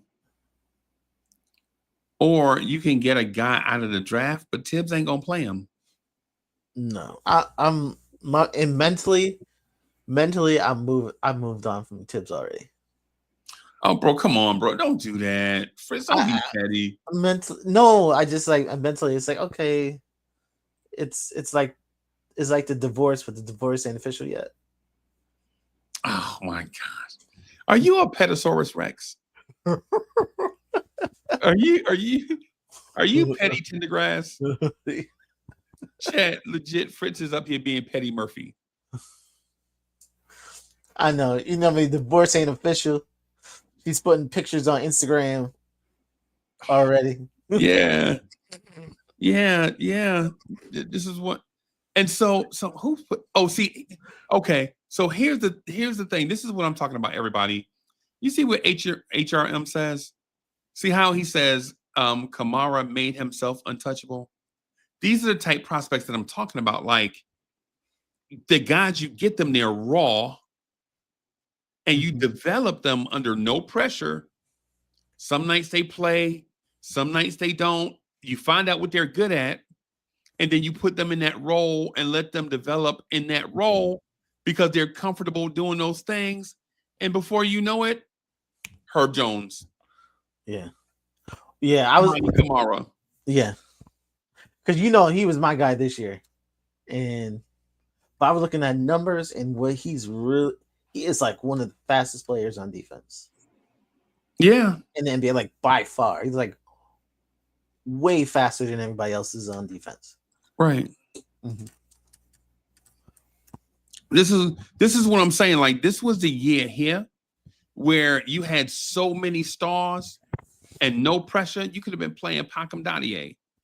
Find out what he's good at and just play him 4 minutes in this role, 4 minutes. Mm-hmm. And then before you know it, Trendon Watford plays for the Nets, right? Before you know it, you're like, where's Jeremy Grant? Before you know it, you're like, DeAndre Ayton's not playing, right? Yeah. But Tom Lord's not playing. Yeah. But you know who is playing? Ayton. Sumani Kamara. Kamara, yeah. Before you know it, yeah, that's what I mean, right? But that's how you build value too. So if Dadier, if he had just some good performances, you could go into the summer and go to Orlando and be like, hey, Dadier got promise. French, you gotta relax, bro. You gotta relax. No, but you just gonna go a little freezy away? No, but just an example. But he would have value to his name. Like right now, Pacom Dadier is a throw-in. Yeah, Pacom Dadier is the future of Knicks basketball, bro. I know, but like if you go to another team, they're like, whatever, and Pacom Dadier is an afterthought. But if you gave him value by putting him on the floor, okay, if you bring his name up in a trade, he's no longer an afterthought. And that's like another downside of how Tibbs coaches, because like he's not giving value to those players.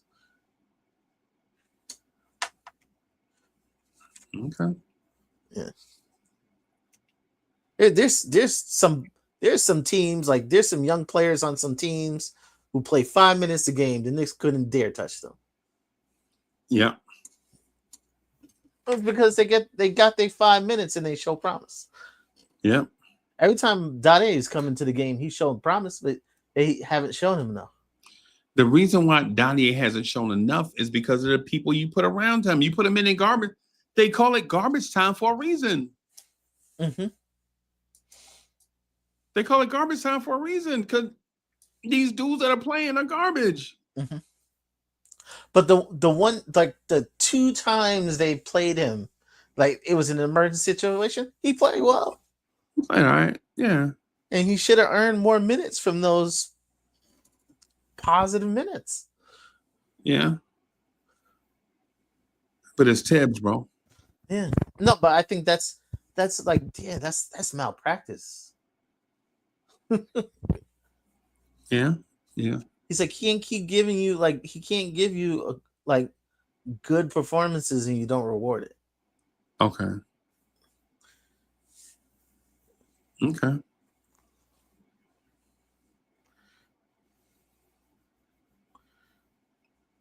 I understand what you mean.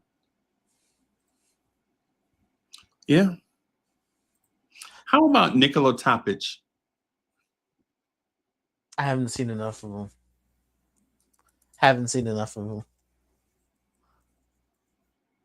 I think he reminds me of Rokas Jokubaitis, except bigger and smoother.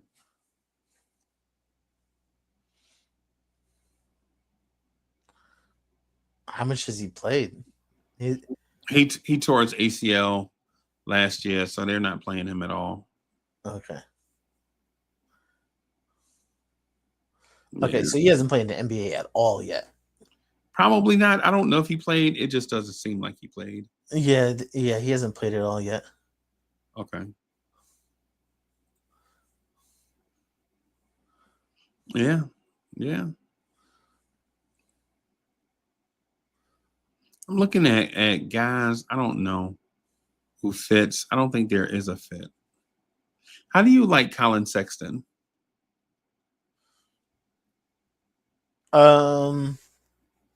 He's good. He's good, but they put him in a role on the Jazz that you can't really value him that much. You can't, Right. Yeah. because he's on a bad team. You don't know. You don't know how actually good he is.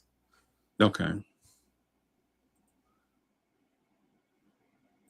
Like, I don't think, even though he's a good player, I don't think he would go to another team and start.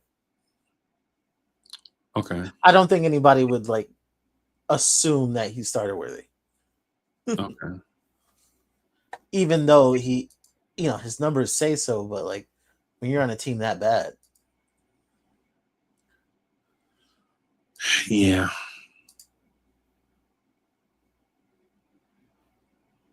Yeah. Yeah. No, I feel you. 18.6 a game, but you're on a bad team. Yeah. Just how like on you looked at Miami last year, Yeah. and Miami had what's his name? Let me see, what's his name? Rozier. Okay. Like Rozier was putting, on the Hornets, he was putting up good numbers, Yeah. and then you put him on Miami, and it's like, what? Yeah. He was washed when they got him. Mm-hmm. And yeah, I think I'm looking at these mock drafts, bro. I think I think it's I think it's a real thing that's going to happen. Which one? Not Igor Demon, right? Not him. Where is it? I'm looking at a mock draft right now. I don't even see Kanan Catching's name. Yeah, Kanan Catchings is not even listed in the On top. the list? Yeah. Yeah, he's not in the top 78. Okay. And You so, watch, are you like a big tournament watcher? Or? yeah, I'm gonna try to watch it, but yeah. Out of out of the players I've been looking up on the draft, I've been looking at players who are going to be right now mocked like second round, Right. top of the second round. And the one player I'm kind of looking at,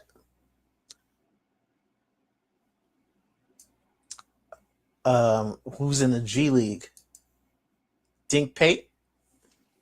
Yeah. His 3-point numbers aren't that great. Yeah. But like big guard, like T-Mac size. Yeah.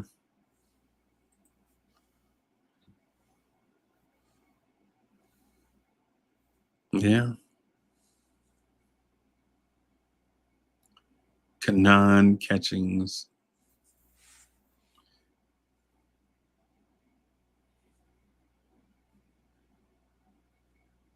Okay, let me see. I'm looking at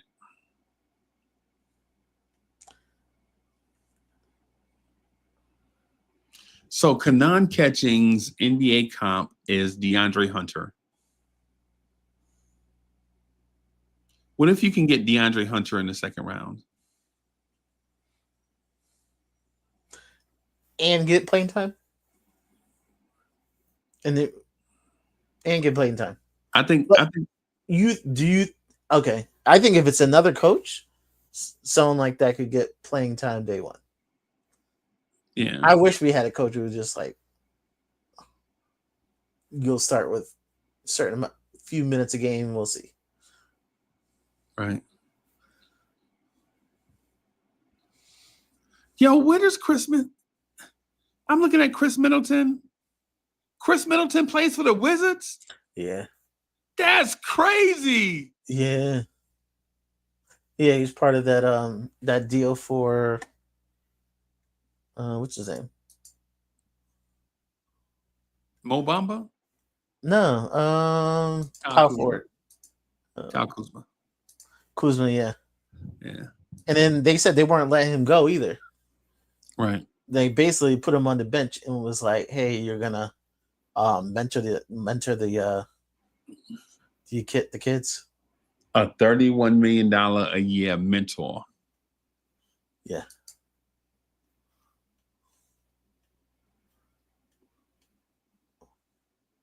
So like, hopefully, maybe they'll do something with the summer because he'll be expiring. So he's basically like a 1-year deal. The Knicks. 30 million. 30. Do you like Kyle Kuzma? I mean, do you like Chris Middleton? He can't stay healthy.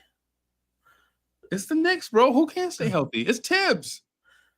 No, but the thing is, this year, like being on the Wizards, he could sit there as long as he wants. Yeah. So maybe he's healthier next year because he couldn't stay. Last 2 years has been a struggle. Yeah. Yeah. But like skill wise,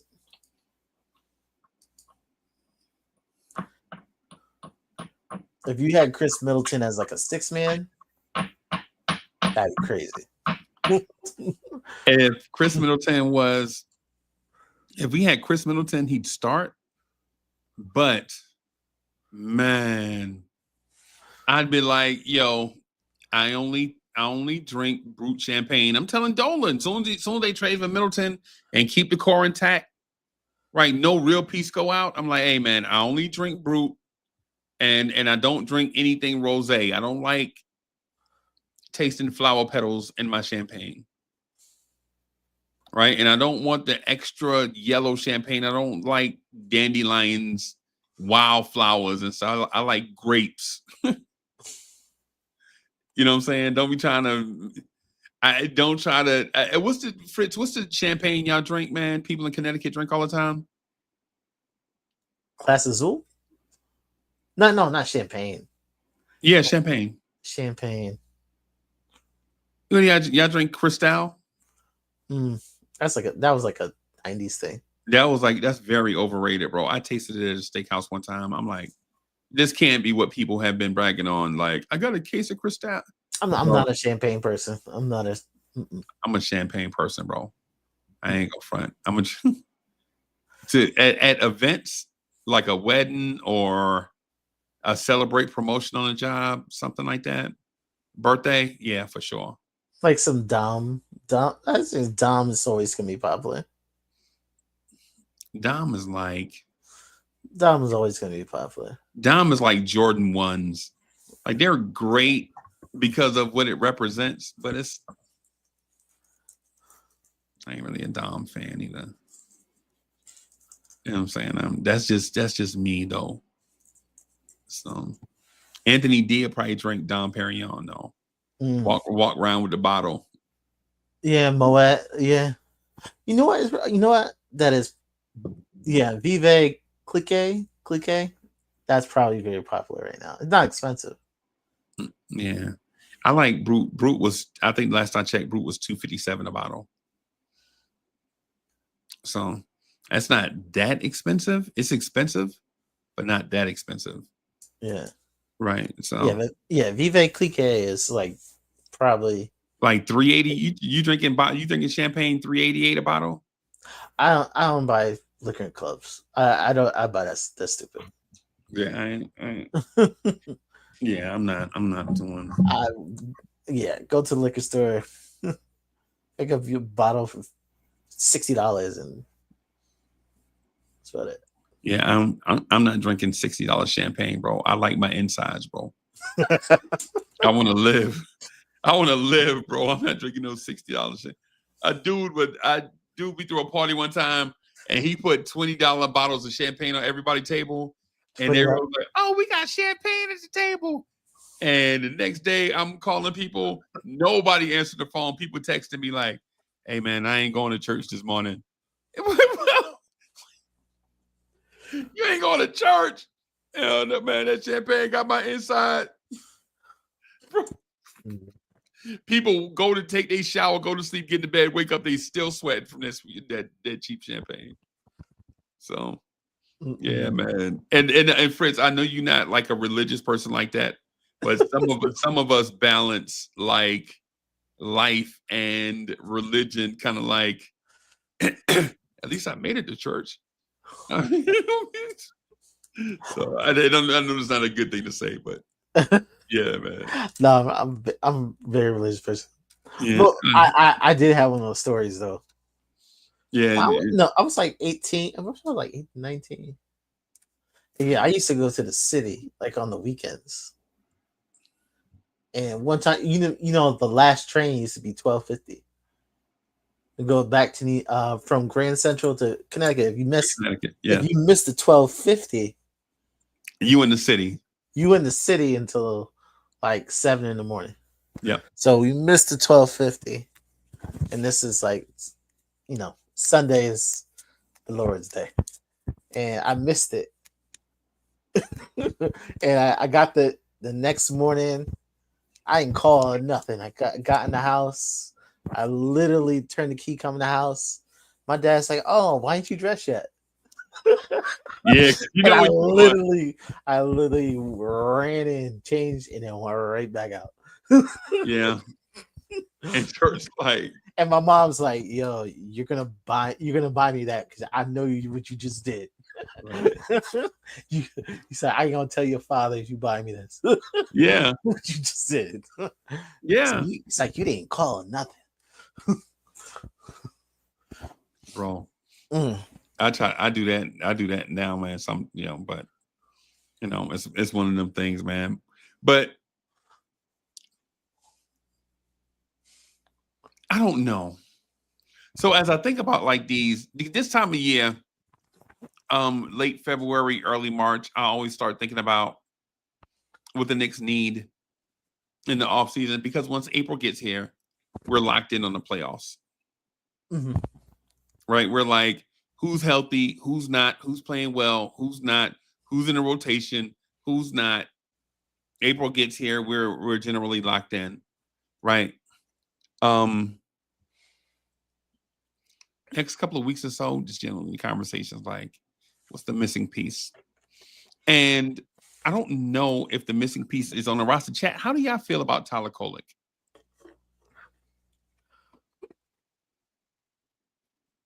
I like him. They just haven't put him in a situation. Right. They didn't put him in a situation to even play. Right. Right. I'm with you. I'm with you. Oh, one other thing before I go. Mm-hmm. Did I tell you about my trip to Buc-ee's? Oh, you didn't tell me what you did get.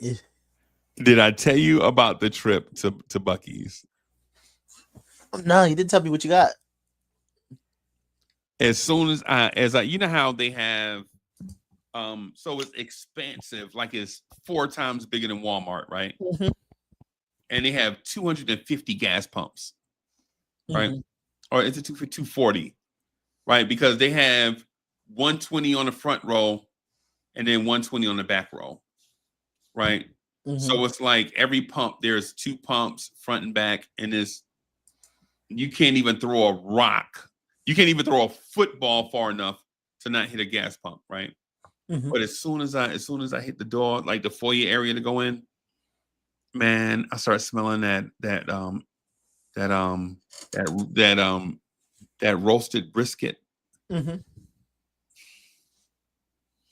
and that pulled pork, and all those meats coming up and it smells fresh, like they cooking it right there in front of you, bro. And Fritz, I don't know if I ever told you this, but I'm a big guy, bro. I love to eat. Now, I know, chat, don't be surprised. I know a lot of you guys are like little guys, like average size folks, and don't love to eat, right? I love to eat. I ain't gonna front. 2 things I like to do, or 3 things I like to do, or 4 things I like to do, or 5 things. I like to do a lot of stuff.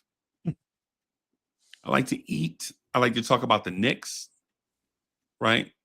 I like to go out, live the high life. Like I like to get dressed, put on my best. Can't believe that she said yes. I like that.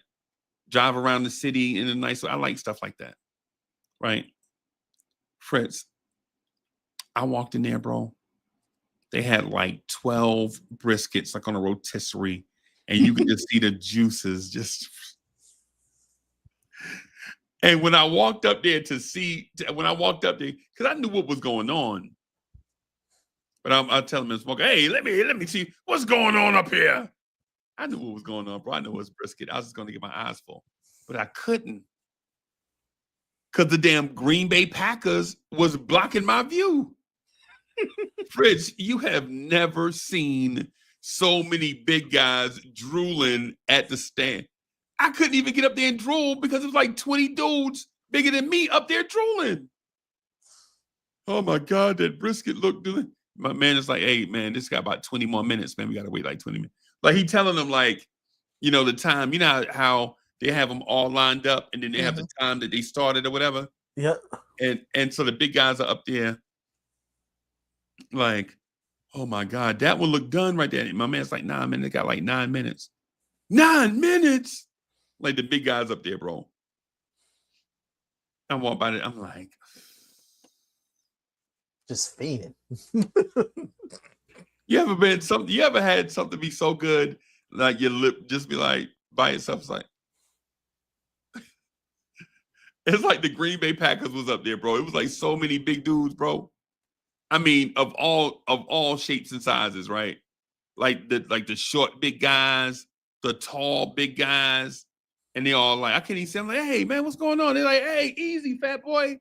You know what I'm saying? Like, but I left out of there. Buc-ee's had so much food, bro. I left out of there with 2 veggie burritos, sweet chili peanuts, the vegan banana chip muffins, 2 cans of Pringles, and something else. I was just saying shopping like it's. You ever been to Toys R Us? Oh yeah. Buc-ee's is like Toys R Us for big people. Mm-hmm. And Fritz, I know you're not. I don't want to offend you or whatever, right? But big guys like to eat, bro. We like to be comfortable, and we like to eat, right? Mm-hmm. And I know you don't know this feeling, or you from Connecticut, where people deliver stuff to your house and y'all bougie as hell. Y'all education is number 1. Our education is number 1 in the country. All that stuff, I get it. Mm-hmm. But down here, bro, where we at, bruh, when I saw those veggie burritos, I was like, let me get 2. And imagine a burrito about the half size of your arm. Half size of your forearm. That's how big the burritos was. Wrapped up in hot. And the lady was like, and I grabbed the burrito. The lady, I'm like, how much is this? She's like, something. I grabbed another one. She was like, damn. And in her mind, he gonna eat them in the car. Yep. One for the road. Yep. One for the road, bro. I don't know how y'all do it. Y'all got Golden Corrals and Buc-ee's and all them things. And but I work out though, bro. Like, yeah, I'm gonna do 4 miles a day. I'm gonna do 3 miles. Well, no, I ain't gonna do 3 miles like that. I'm still not. I'm gonna probably do 3 miles a day, like 2 miles when I first get in the gym, and then 1 mile before I leave. Mm-hmm. Right. So I do 2 when I first get there, work out, then do another mile, and then go take my shower, get fresh, and then go home or go wherever it is I'm going. Mm-hmm. Right. Yeah, man. So I just wanted to share that with everybody, man. I guess it's time for me to wrap up. I wanted to keep it to 2 hours so that I can do the little clips or whatever. But since I passed it talking about Buc-ee's, when you come down here, bro, When you get here, I'm gonna take you to Buc-ee's, bro. Yeah. I know I'm gonna spend $200. It's like one of those places you're gonna spend $200. Bro, we went in there. I ain't grabbed nothing, and I spent $70 in a gas station. That's the kind of thing. Is like, yeah, because once people know that you went there, it's like, where's my where's my this? Where's my that? Yeah, bro. I promise you, bro. That veggie burrito, I brought it home and coated it with olive oil and put it in a scorching hot oven to let that thing crisp up, let the tortilla part, the outside get a little crispy, bro. I was making fat boys noises when I was eating, bro. I was like, yeah, man. All right, everybody, we're gonna get out of here. The Knicks play tonight at some point. My expectation is neutral. I don't expect the Knicks to blow this team out, and I don't expect to be blown out. I expect it to be competitive. But if we win, we win. If we lose, we lose. It's 1 out of 82.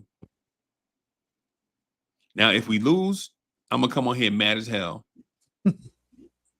But my mindset going into the game is it's 1 out of 82.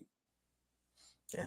So, all right, Fritz, you got anything to say before we get out of here? It's kind of my litmus game. It's kind of my litmus game because we've been trending. We don't know if we're trending up or down. We won 2 straight, but we could have easily lost 4 out of 5.